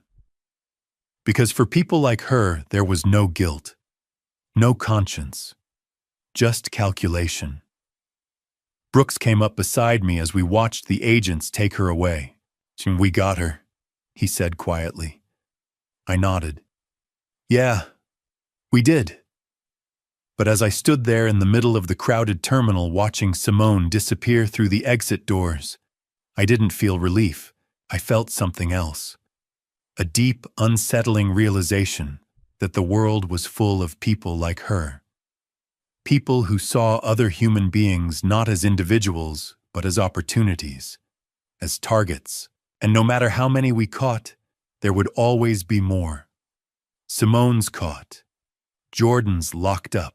Justice served right. But Patrick realizes something unsettling: there will always be more predators like her. If you're still watching, drop "caught" in the comments. Reminder: this story is fictional enhanced for storytelling. Prefer to stop close now. Ready for the trial? Stay tuned. 6 months after Simone Parker's arrest, the trial began. 6 months. It should have been enough time to heal, to process, to move on. But it wasn't. I still woke up in the middle of the night, my chest tight, my hands shaking, reliving the moment my car went off Cornell Road. I still flinched every time I got behind the wheel. I still saw Jordan's face in my nightmares, standing at the edge of that ravine, watching me bleed. Post-traumatic stress disorder, the therapist called it. I just called it exhaustion. Barbara had been patient with me. She'd let me stay at her house for 3 months while I figured out where to go next. Richard handled the legal paperwork, selling the Eastmoreland house, liquidating assets, setting up a new living arrangement in Lake Oswego. Detective Brooks checked in every few weeks to update me on the case. And through it all, I waited. Waited for the trial. Waited to face my son and the woman who'd tried to destroy us both. Jordan had taken a deal. In exchange for testifying against Simone, the district attorney agreed to reduce his charges. Instead of life in prison for attempted murder, Jordan would serve 18 to 20 years with the possibility of parole. It still felt like mercy he didn't deserve, but the DA needed his testimony. Simone Parker had refused every plea deal. She was going to trial. And without Jordan's cooperation, the case against her would be harder to prove, so Jordan would testify. And I would have to sit in that courtroom and listen to him explain how he'd tried to kill me. The trial was held at the Multnomah County Courthouse, a grand building downtown with tall marble columns and a sense of gravitas that made everything feel final. I sat in the gallery with Barbara on one side and Richard on the other. Detective Brooks sat a few rows back along with FBI agent Marcus Rivera, who'd flown in from Seattle to testify about Simone's prior cons. The courtroom was packed. Journalists, onlookers. A few of Jordan's old friends, though I didn't recognize most of them. And at the front of the room, sitting at the defense table in a pressed navy suit, was Simone Parker. She looked perfect. Her hair was styled. Her makeup was subtle. She sat with her hands folded calmly in her lap, her expression serene as if she were attending a business meeting instead of a murder trial. Her attorney, a sharp-dressed man in his 50s, leaned over and whispered something to her. She nodded, once her face betraying nothing. I hated how composed she was. The prosecutor, a woman named Julia Martinez, stood and called the first witness. The state calls Jordan Sullivan. A door at the side of the courtroom opened, and my son walked in. I barely recognized him. Jordan wore an orange jumpsuit, standard issue for inmates. His wrists were cuffed in front of him. His hair, once carefully styled, was overgrown and messy. His face was gaunt, hollow-cheeked, his eyes ringed with dark circles. He'd lost at least 20 pounds. He looked broken. A bailiff led him to the witness stand, removed the cuffs, and stepped back. Jordan sat down slowly, his hands gripping the armrests. He didn't look at me. Julia Martinez approached the stand. "To Mr. Sullivan, please state your name for the record." "Jordan Michael Sullivan," he said quietly. "Mr. Sullivan, you are currently incarcerated at the Columbia River Correctional Institution, is that correct?" "Yes." And you have entered a plea agreement with the district attorney's office in exchange for your testimony today. Yes. Martinez nodded. Can you tell the court how you met the defendant, Simone Parker? Jordan's eyes flicked to Simone for the first time. She stared back at him, her expression blank. He swallowed hard. I met her 2 years ago, at a poker club in Southeast Portland. And what was your relationship with Ms. Parker? We were engaged, or I thought we were. Can you describe how Ms. Parker influenced your actions leading up to the incident on November 14th? Jordan's hands tightened on the armrests. He took a shaky breath. She introduced me to gambling, he said, to high-stakes games. She said I was good at it, that I could win big. But I didn't win. I lost, over and over, and the debts piled up. How much debt? Martinez asked. $1.4 million. A murmur ran through the courtroom. And did Ms. Parker offer you a solution to this debt? Jordan nodded slowly. She said my father had millions just sitting in a trust fund, that he was old, that he wouldn't live much longer. She said, why should you wait? My chest tightened. And what did Ms. Parker suggest you do? Martinez asked. Jordan's voice cracked. She said we needed to accelerate things. She found a mechanic, someone who worked off the books. She paid him to cut the brake line on my father's car. And what were your instructions? Jordan closed his eyes. Make sure he doesn't survive. The courtroom was silent. Martinez let the words hang in the air for a moment. Then she asked, did you follow those instructions? Yes. And did your father survive? Yes. Jordan's voice was barely a whisper. He did. Martinez nodded. After the crash, what did Miss Parker do? She told me to keep trying, to get guardianship, to get the money. But when that didn't work, when my father showed up at the gala and exposed me, she took everything. What do you mean, everything? She emptied our offshore account. $2.1 million. Money I'd scraped together from every asset I had left. And then she disappeared. Jordan's hands were shaking now. And where is Ms. Parker now? Martinez asked. Jordan looked at her. At Simone, sitting calmly at the defense table, her face expressionless. She's right there. Jordan said, his voice breaking. And she doesn't care. She never cared. Martinez stepped back. No further questions. The defense attorney stood to cross-examine, but I barely heard it. I was staring at Jordan, at the man my son had become. And then, as the defense attorney finished, and Jordan was dismissed, he did something I didn't expect. He looked at me. His eyes were red. Tears streamed down his face. Dad, he said, his voice choked. I'm sorry. I'm so sorry. The bailiff moved to escort him out, but Jordan kept looking at me, his face twisted in anguish. I'm sorry, he said again, and then he was gone. The courtroom was silent. I sat frozen, staring at the empty witness stand. Barbara's hand found mine and squeezed gently. The judge called a recess. I stood on shaky legs and walked out into the hallway.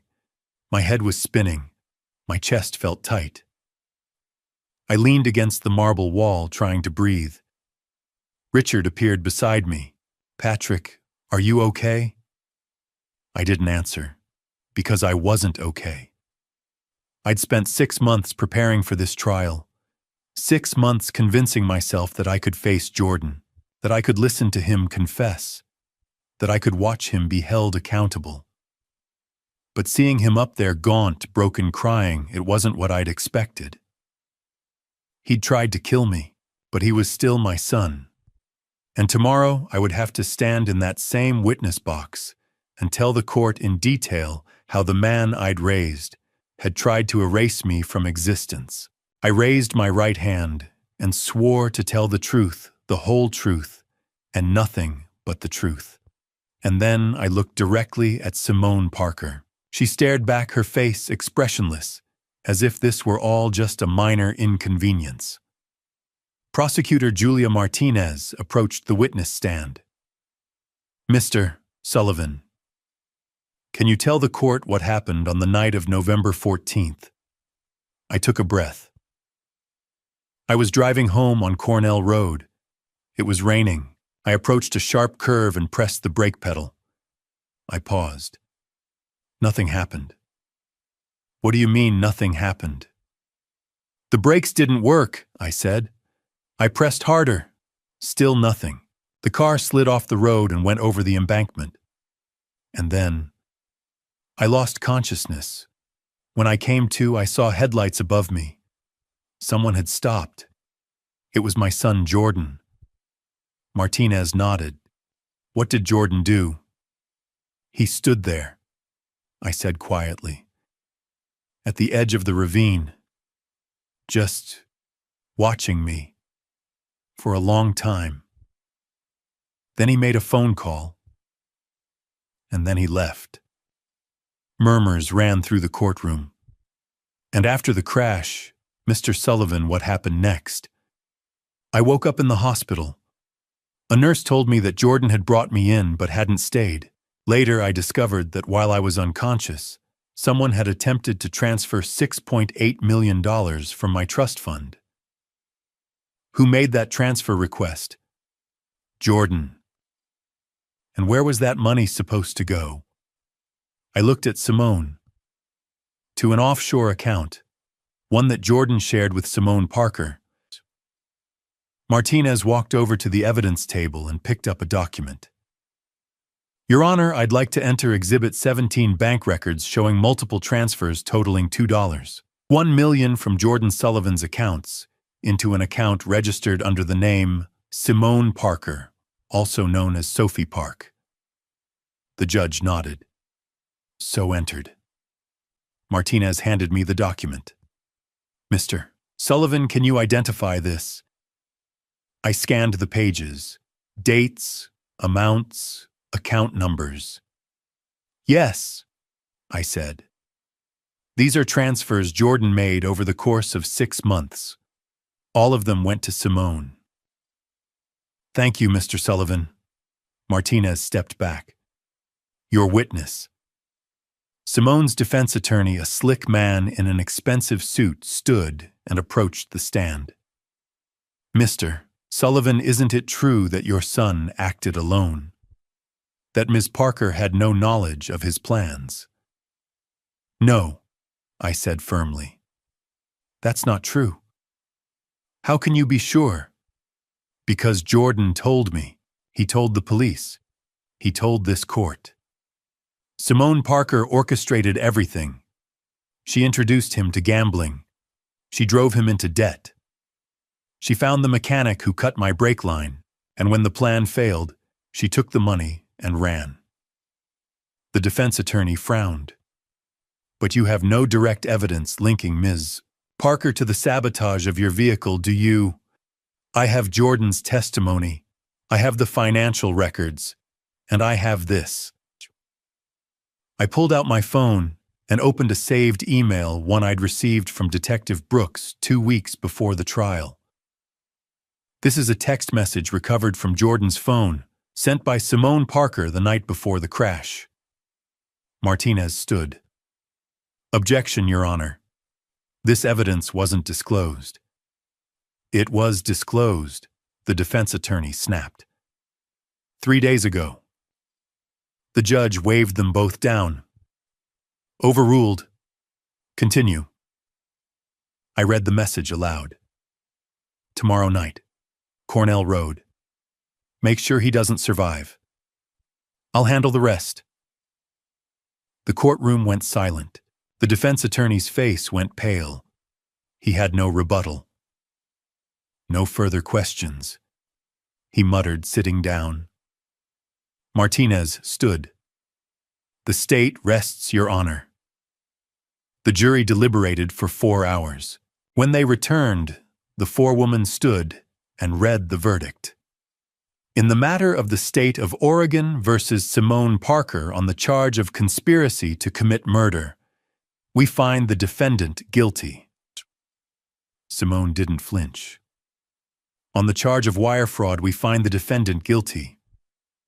On the charge of extortion, we find the defendant guilty. On the charge of interstate racketeering, we find the defendant guilty. Guilty, guilty, guilty. The judge turned to Simone.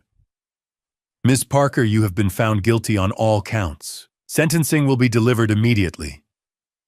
Simone stood, her hands cuffed in front of her.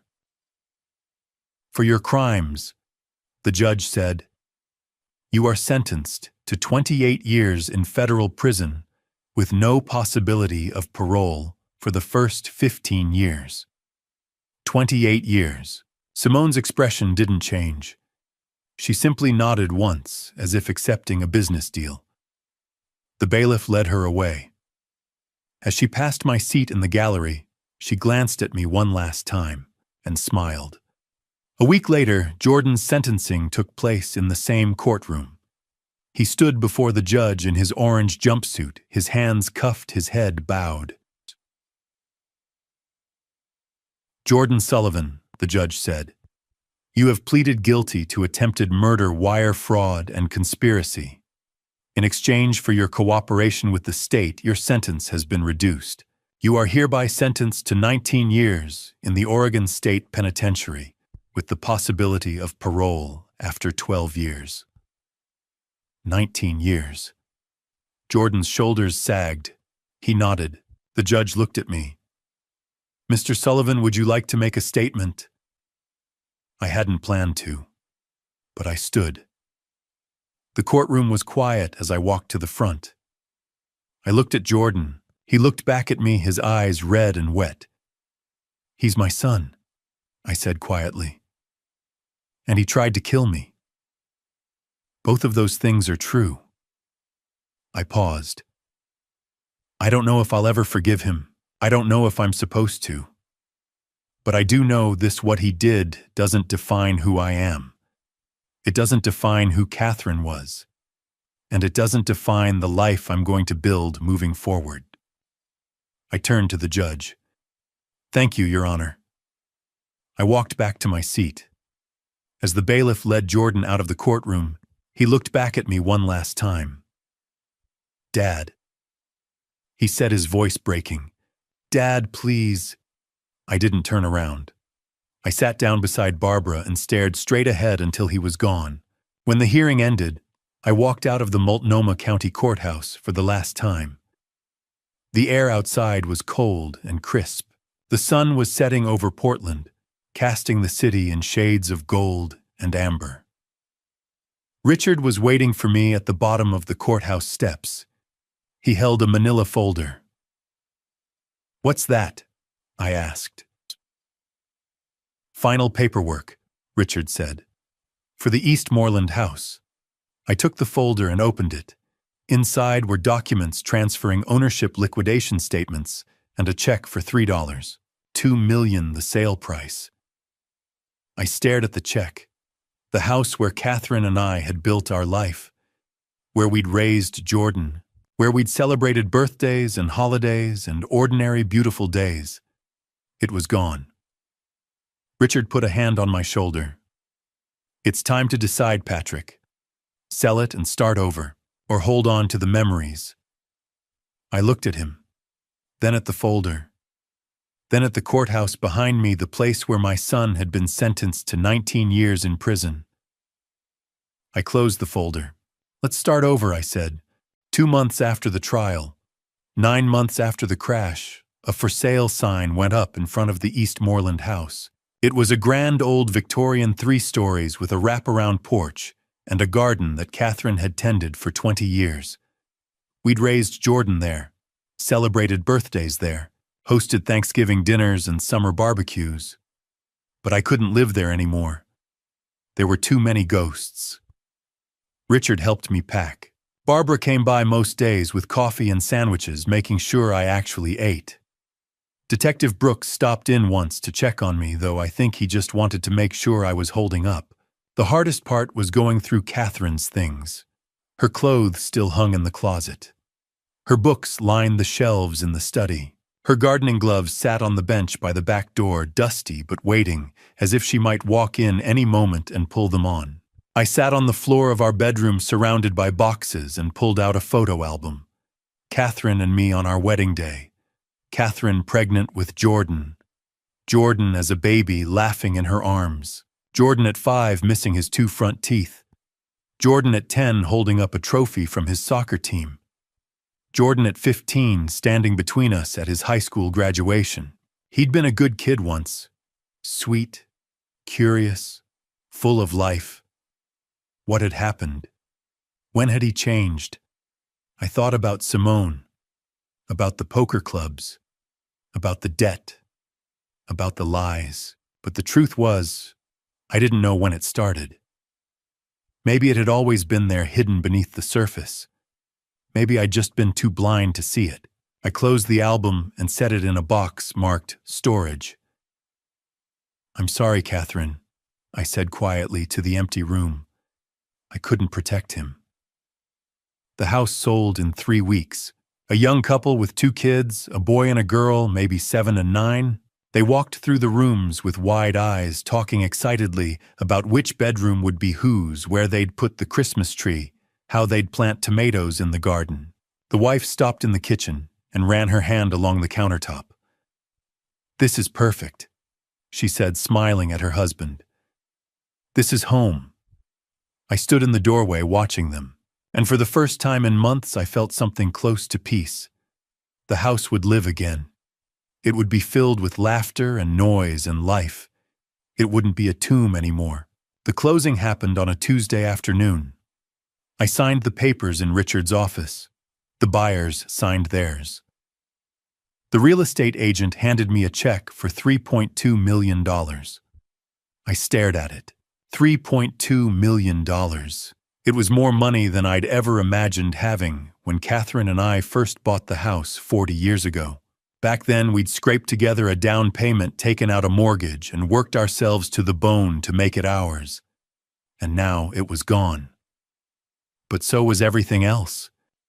The following Saturday, Richard drove me to my new place.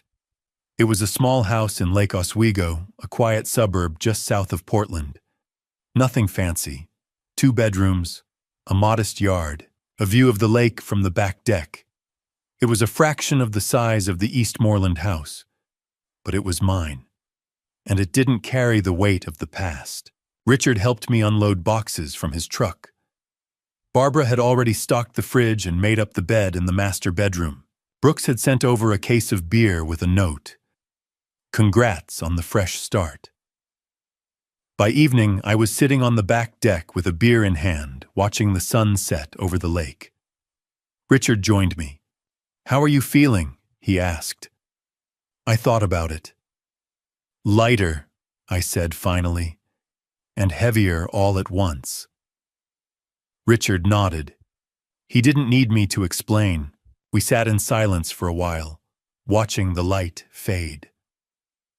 "What are you going to do with the money?" Richard asked eventually. I'd been thinking about that a lot. The $3.2 million from the house, the remaining balance in the trust fund, the investments Catherine and I had built over 40 years. All of it was mine now, but it didn't feel like mine. It felt like ours. Catherine's and mine, the life we'd built together, the future we'd imagined for Jordan. Except Jordan wasn't going to inherit it. Jordan was sitting in a cell at the Oregon State Penitentiary, serving 19 years for trying to kill me. And Catherine was gone. So what was I supposed to do with it? "I don't know yet," I said quietly. Richard took a sip of his beer. "You've got time to figure it out. The next morning, I woke up early and drove back to Eastmoreland one last time. I parked across the street from the house and sat there, engine idling, staring at the place I'd called home for so long. The for sale sign was gone. The new family's cars were in the driveway. I could see movement through the kitchen window, someone making breakfast. Life was already moving on. I thought about Catherine, about the life we'd had here, about the dreams we'd dreamed, and I thought about Jordan, about the boy he'd been, about the man he'd become. I said aloud to no one. I really tried. Then I put the car in drive and left. Richard picked me up an hour later. "Ready?" he asked. "Yeah," I said. "Let's go." As we drove away from the neighborhood, away from the tree-lined streets and the Victorian houses and the memories, I felt something shift inside me. The past was gone. The house was gone. Catherine was gone. Jordan was gone. But I was still here. And I had a choice to make. I could let the grief and the betrayal consume me. Or I could build something new, something that honored Catherine's memory, something that meant more than money in a bank account. I looked at Richard. "Selling the house was the easy part," I said quietly. "What's the hard part?" Richard asked. I stared out the window at the passing landscape. "Figuring out what to do with the money Catherine and I spent 40 years building," I said. "Now that the son we built it for is going to be behind bars for the next decade." Richard didn't have an answer. Neither did I. Not yet. But I knew I'd figure it out, because that's what Catherine would have wanted. 1 year after the crash, I moved into the house in Lake Oswego. It was small, modern, peaceful. 2 bedrooms, an open kitchen, and a back deck that overlooked the lake. The walls were painted a soft gray. The floors were hardwood, clean and new. There were no ghosts here. No memories of Catherine cooking Sunday dinners. No echoes of Jordan's laughter as a child. Just silence and space and the possibility of something new. I unpacked slowly over the first few weeks. Barbara helped me arrange furniture. Richard installed shelves in the study. Detective Brooks stopped by with a housewarming gift, a bottle of scotch, and a note that said, "For the hard days." There would be hard days. I knew that. But there would also be good ones. I built a routine. Every morning I woke at 6 and walked around the lake. 3 miles. Sometimes I'd see other walkers, retirees, dog owners, people who nodded politely, but didn't ask questions. I liked the anonymity. I liked being just another man taking a morning walk. After the walk, I'd make coffee and sit on the deck. I'd watch the light change over the water and listen to the birds. Then I'd work.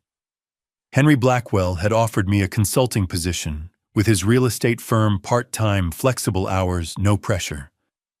I'd hesitated at first, but Henry had insisted. "You need something to do, Patrick," he'd said. "Something that isn't grief." He was right, so I worked. 3 days a week. Project management, contract reviews, nothing too demanding, just enough to keep my mind sharp and my days structured. In the afternoons, I gardened. I planted tomatoes, basil, and lettuce in raised beds on the side of the house. I wasn't as good at it as Catherine had been, but I tried. And there was something meditative about digging in the soil, pulling weeds, watching things grow. On Thursdays, I went to therapy. Dr. Emily Grant was a trauma specialist in her 50s, calm, patient, no nonsense. She didn't try to fix me. She just listened. "How are you sleeping?" she'd ask. "Better," I'd say. And it was true. The nightmares were less frequent now. I could drive without flinching. I could think about Cornell Road without my chest tightening. "And how are you feeling about Jordan?" That question was harder. "I don't know," I'd say. "Some days I'm angry, Some days I'm sad. Some days I don't feel anything at all. That's normal, doctor, Grant would say. Grief isn't linear, and neither is trauma. I nodded. I understood that intellectually, but understanding it and living it were two different things. At home, I kept the space simple. There were no family photos on the walls, no reminders of the life I'd had before, except for one. On the mantel above the fireplace, I kept a single framed photograph. Catherine and me on our wedding day. We were young, hopeful, smiling like we had the whole world ahead of us. I looked at that photo every day, and I talked to her sometimes when the house was quiet. I'm trying, I'd say. I'm really trying. I didn't keep any photos of Jordan. I couldn't. Not yet. Maybe not ever. On a Thursday evening in late November, 10 months after the trial, 1 year and 2 weeks after the crash, I was sitting on the couch reading a book when my phone rang. I glanced at the screen. Unknown number. I almost didn't answer. Telemarketers, probably. Or a wrong number. But something made me pick it up. Hello. There was a pause. Then a robotic voice. You have a prepaid call from... A brief silence, then a human voice. Familiar. Strained. Jordan Sullivan. My breath caught. The automated voice continued. To an inmate at Multnomah County Jail. This call will be recorded and monitored. To accept this call and agree to the charges, press 1. To decline, press 2. I stared at the phone. Jordan, calling me. For the first time in 10 months. My finger hovered over the screen. Press 1. Press 2. I could hear my own heartbeat. I hadn't spoken to Jordan since the trial, since he'd stood in that courtroom and said, "Dad, please," and I'd walked away without looking back. I'd told myself it was over, that I'd closed that chapter, that I didn't owe him anything. But now, hearing his name through the automated recording, I felt something crack open inside me. What did he want?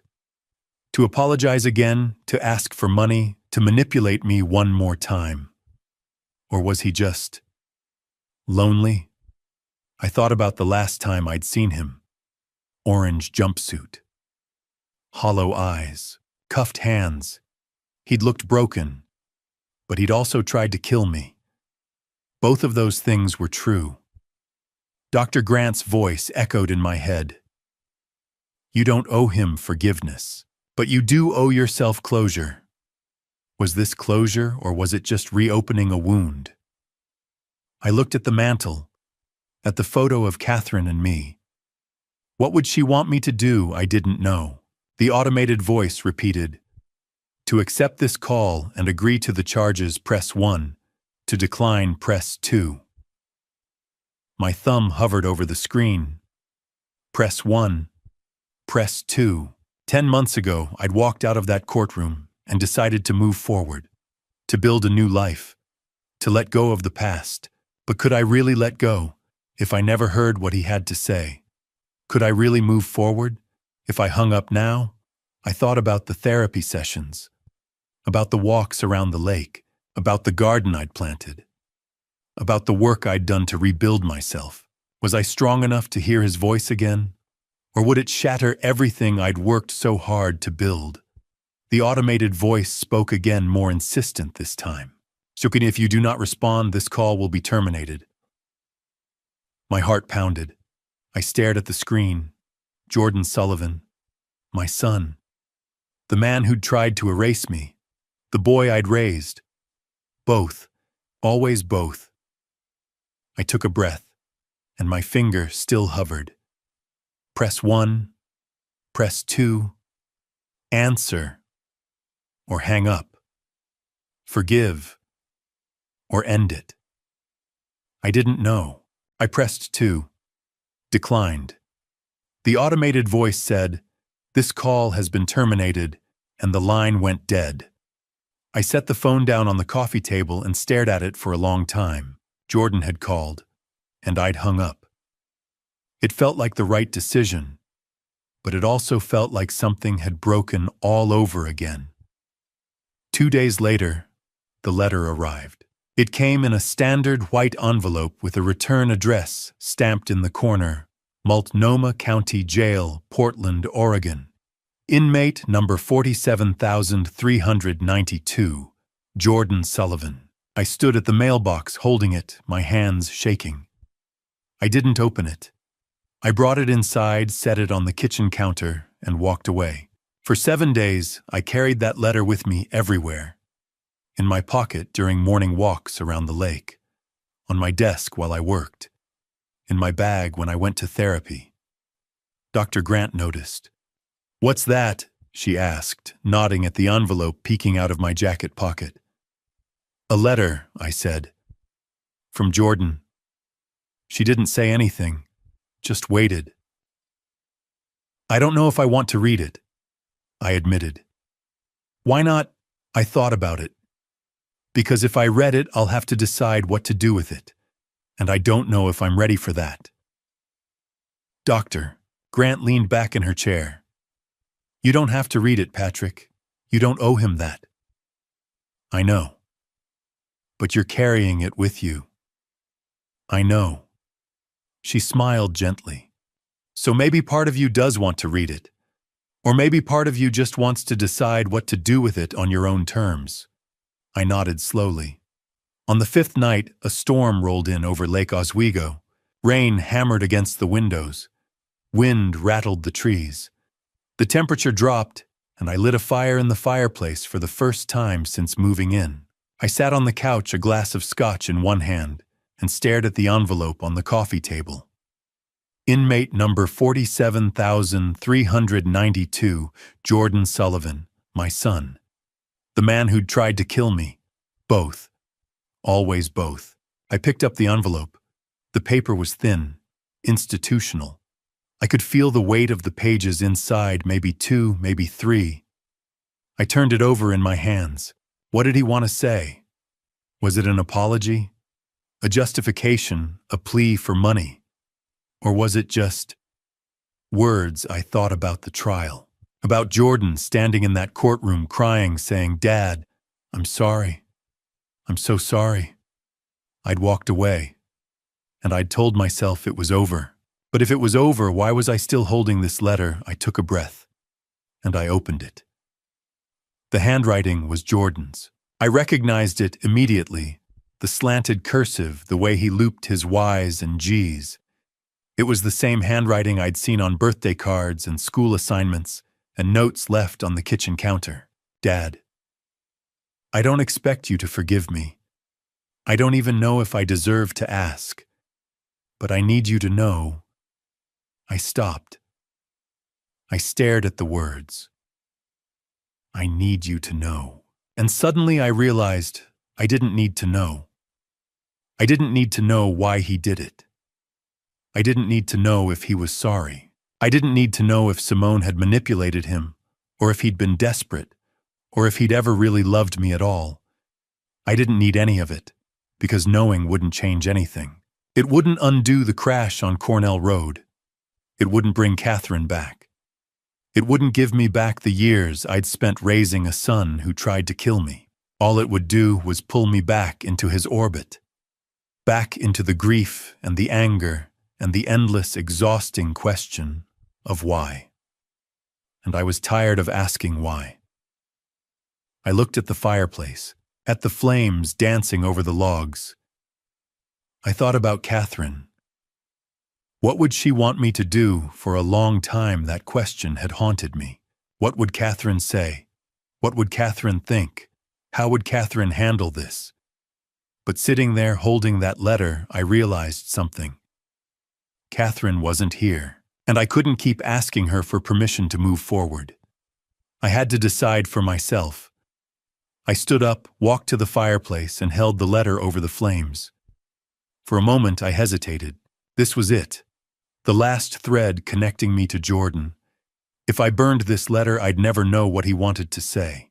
I'd never know if it was an apology or an explanation or just another manipulation.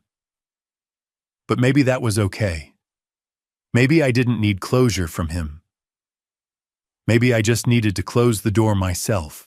I let go. The letter fell into the fire. The edges curled and blackened immediately. The ink bled and smeared. Jordan's handwriting. "Dad, I don't expect you to forgive me," dissolved into ash. I watched it burn. The flames consumed the paper page by page, word by word, until there was nothing left but smoke and ash. And as the last corner of the letter crumbled and floated up the chimney, I felt something I hadn't felt in a long time. Peace. Not happiness. Not joy. Just peace. I sat back down on the couch and finished my scotch. The fire crackled. The rain pounded against the windows, and I sat there in the warm glow of the flames, feeling lighter than I had in months. I didn't need to forgive Jordan. I didn't need to understand him. I didn't need to carry his guilt or his pain or his regret. I just needed to let go. And I had. The next morning, I woke up early and took my usual walk around the lake. The storm had passed. The air was crisp and clean. The water was calm. I walked the full 3 miles without thinking about Jordan once. When I got home, I made coffee, sat on the back deck, and watched the sunrise. And I realized something. Forgiveness wasn't something I owed anyone. Not Jordan, not society, not even myself. For so long, I'd thought that healing meant forgiving. That moving forward required me to let go of my anger, to find peace with what had happened, to somehow reconcile the man my son had become with the boy I'd raised. But that wasn't true. Healing didn't mean forgiveness. Healing meant choosing to move forward.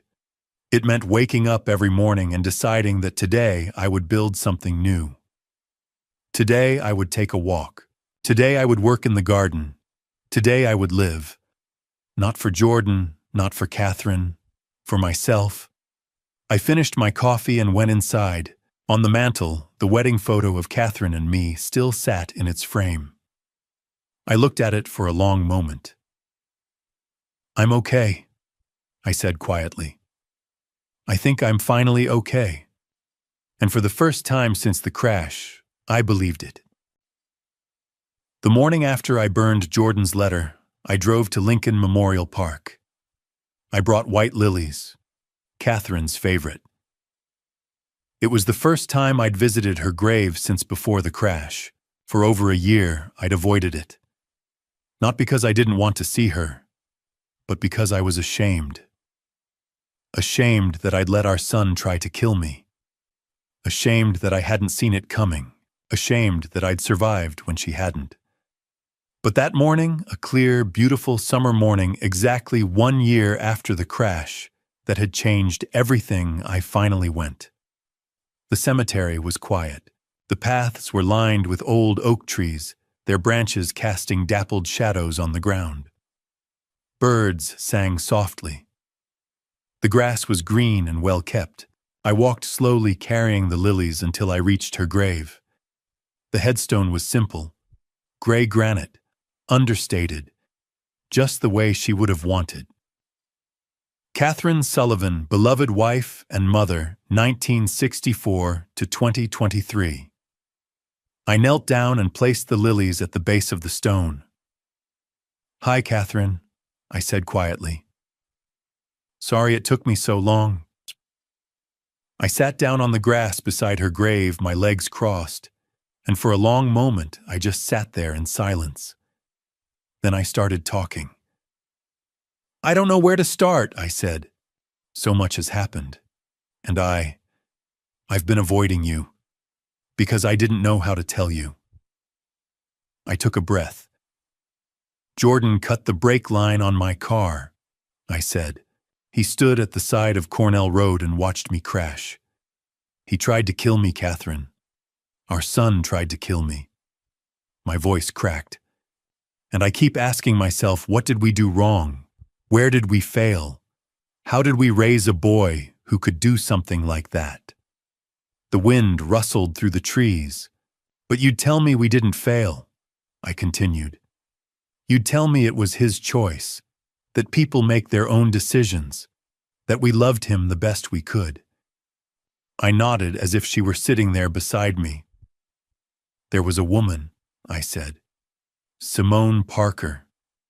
We never met her, but she manipulated him, drove him into debt, convinced him that killing me was the only way out. She was the one pulling the strings. I paused. There was a trial. Jordan got 19 years. Simone got 28. Justice was served, or as close to it as we're going to get. I pulled at the grass beside me. Jordan wrote me a letter, I said. From prison, I burned it, without reading it. I hope you understand. Silence. I couldn't do it, Catherine. I couldn't let him back in. Not yet. Maybe not ever. I looked at the headstone. I can't forgive him, I said quietly. Maybe someday I will, but not today, and I'm okay with that. The sun was warm on my back. I sold the house, I said. Eastmoreland. I couldn't stay there. Too many ghosts. Too many memories. I smiled faintly. I got a place in Lake Oswego, small, quiet, right on the lake. It's peaceful. You'd like it. There's a garden. I planted tomatoes. They're not as good as yours, but I'm trying. I took another breath. I've been going to therapy. Dr. Grant. She's good. She's helping me work through everything. And I'm working again. With Henry. Just part-time, but it's good to have something to do. I looked up at the sky. I'm okay, Catherine, I said. I really am. It took a long time, and there are still hard days, but I'm okay. And then I told her the most important part. I'm using part of the trust fund, I said. The money Jordan tried to steal. I'm setting up a scholarship in your name. I smiled. The Catherine Sullivan Memorial Scholarship. A $1.5 million endowment for students who need it. Kids from difficult backgrounds. Second chances. The kind of thing you always believed in. My voice grew stronger. Jordan had his chance, I said, and he wasted it. But there are other kids out there, kids who deserve a shot. Kids who'll use it to build something good, to make something of their lives. I looked at the headstone.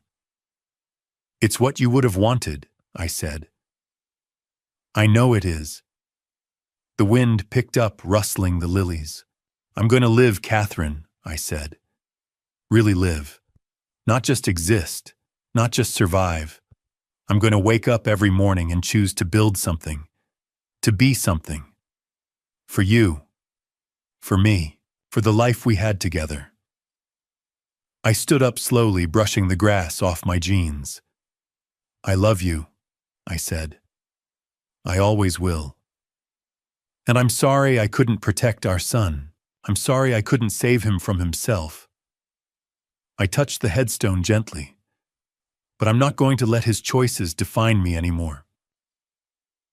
I took one last look at the grave, at the simple stone, at the white lilies, at the woman I'd loved for 40 years. And then I walked back to my car. As I drove away from Lincoln Memorial Park, leaving Catherine to rest in peace while I returned to a life rebuilt from ashes, I carried with me one simple truth. Betrayal from the people we love doesn't define who we are. And sometimes the strongest thing we can do is choose to move forward. Patrick Sullivan's story doesn't end with revenge. It doesn't end with forgiveness either. It ends with something more powerful than both. It ends with choice. The choice to move forward. The choice to rebuild. The choice to live. And that's the lesson we all need to hear. Money reveals who we really are. Patrick's story is a reminder that money has a way of exposing the darkest parts of human nature. When greed takes hold, especially when manipulated by a predator like Simone Parker, even the strongest family bonds can shatter. Jordan wasn't born a murderer. He was raised by loving parents. He had opportunities. He had a future. But when debt piled up, when desperation set in, and when Simone whispered in his ear that his father's life was worth less than $6, $8 million, Jordan made a choice. He chose money over family. He chose greed over love. And he paid the price. 19 years in prison. His father alive but gone from his life. His mother's memory tarnished by his actions. That's the cost of letting money define your morality. Justice isn't the same as revenge. One of the most powerful moments in Patrick's story is when he burned Jordan's letter without reading it. Some people might call that cruel, cold, unforgiving, but it wasn't. It was self-protection. Society often pressures victims to forgive, to be the bigger person, to extend grace to those who've hurt them. But here's the truth. You don't owe anyone your pain, not your family, not your friends, not even yourself. Forgiveness is not a requirement for healing. Patrick didn't need to know what Jordan had to say. He didn't need an apology. He didn't need an explanation. He needed to close the door. And he did. That's not revenge. That's boundary setting. That's survival. Justice was served in the courtroom. Simone got 28 years. Jordan got 19. The law held them accountable. Patrick didn't need to carry their guilt. He just needed to let go. Family isn't always blood. One of the most painful parts of Patrick's story is the betrayal itself.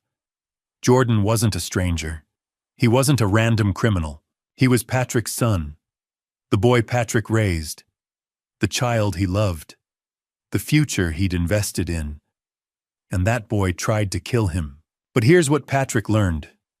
Family isn't always the people who share your blood. When Jordan stood at the edge of that ravine and waited before calling 911, he stopped being family. When he tried to steal $6.8 million while Patrick lay unconscious in a hospital bed, he stopped being family. Family is the people who show up when everyone else walks away. For Patrick, that was Barbara Wells, the neighbor who opened her home without hesitation. That was Richard Wade, the lawyer who worked tirelessly to build the case. That was Detective Brooks, the cop who believed him when no one else did. That was Henry Blackwell, the business partner, who stood up at the gala and vouched for his sanity. That is family. And there's no shame in cutting ties with people who see you as nothing more than a resource to exploit, even if they're blood relatives. Turning pain into purpose. The Catherine Sullivan Memorial Scholarship is perhaps the most mature response to betrayal that any of us could hope for. Patrick took the money Jordan tried to steal, the $1.5 million from the trust fund, and turned it into something meaningful. Something that would help others. Something that honored his wife's memory. He didn't hoard it. He didn't spend it on revenge. He didn't let it sit in a bank account, a reminder of everything he'd lost. He turned his pain into purpose. And that's the ultimate form of healing. When someone tries to destroy you, the best revenge isn't destruction in return. It's creation. Build something. Help someone.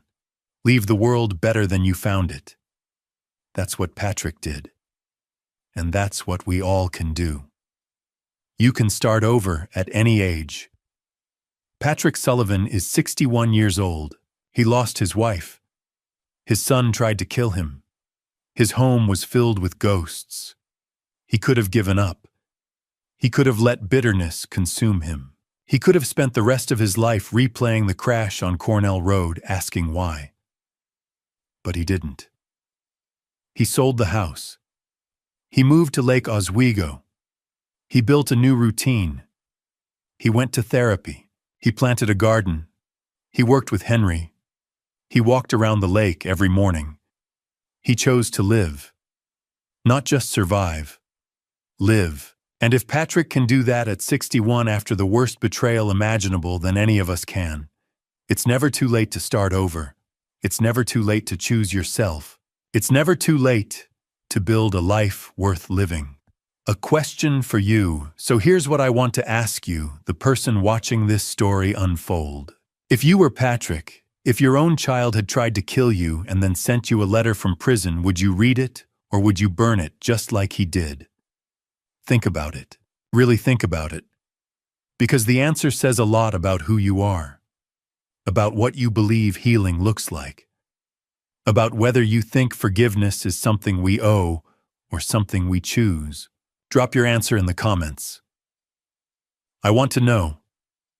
Thank you for being here. Thank you for following Patrick's journey, from victim to survivor to someone who chose to live again. If this story moved you, if it made you think or feel or see your own life a little differently, please hit that like button. Share it with someone who needs to hear it. Someone who's struggling with betrayal or family drama or the question of whether they're allowed to walk away. And subscribe to this channel for more true stories about family betrayal, resilience, and the messy, complicated business of being human. The final image, picture this. Patrick Sullivan, 61 years old, walking away from Lincoln Memorial Park on a bright summer morning. The sun is warm on his back. White lilies rest on Catherine's grave. His car is parked at the edge of the cemetery. He's walking toward Lake Oswego, toward a small house with a garden, toward a life rebuilt from ashes.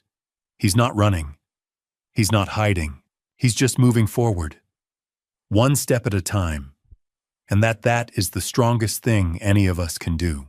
Looking back at my own story, I see clearly how blind trust and willful silence nearly destroyed everything I'd built over 60 years. Don't be like me, I ignored every warning sign. Jordan's sudden insistence on fixing my brakes 3 weeks before the crash.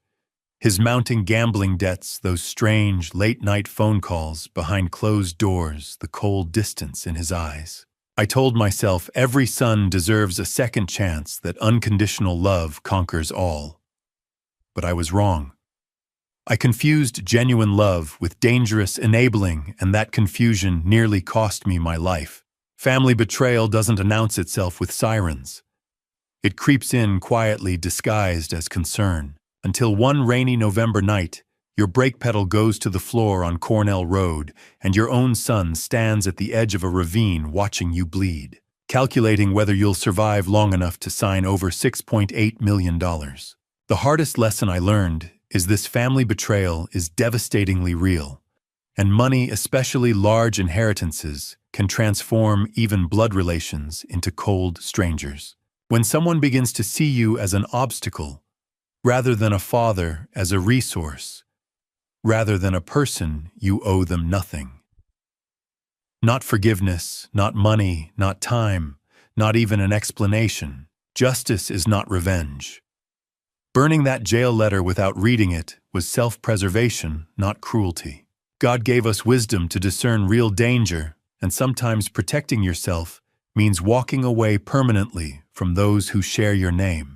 If you're living through your own family betrayal right now, whether theft, manipulation, elder abuse, or worse, hear me clearly.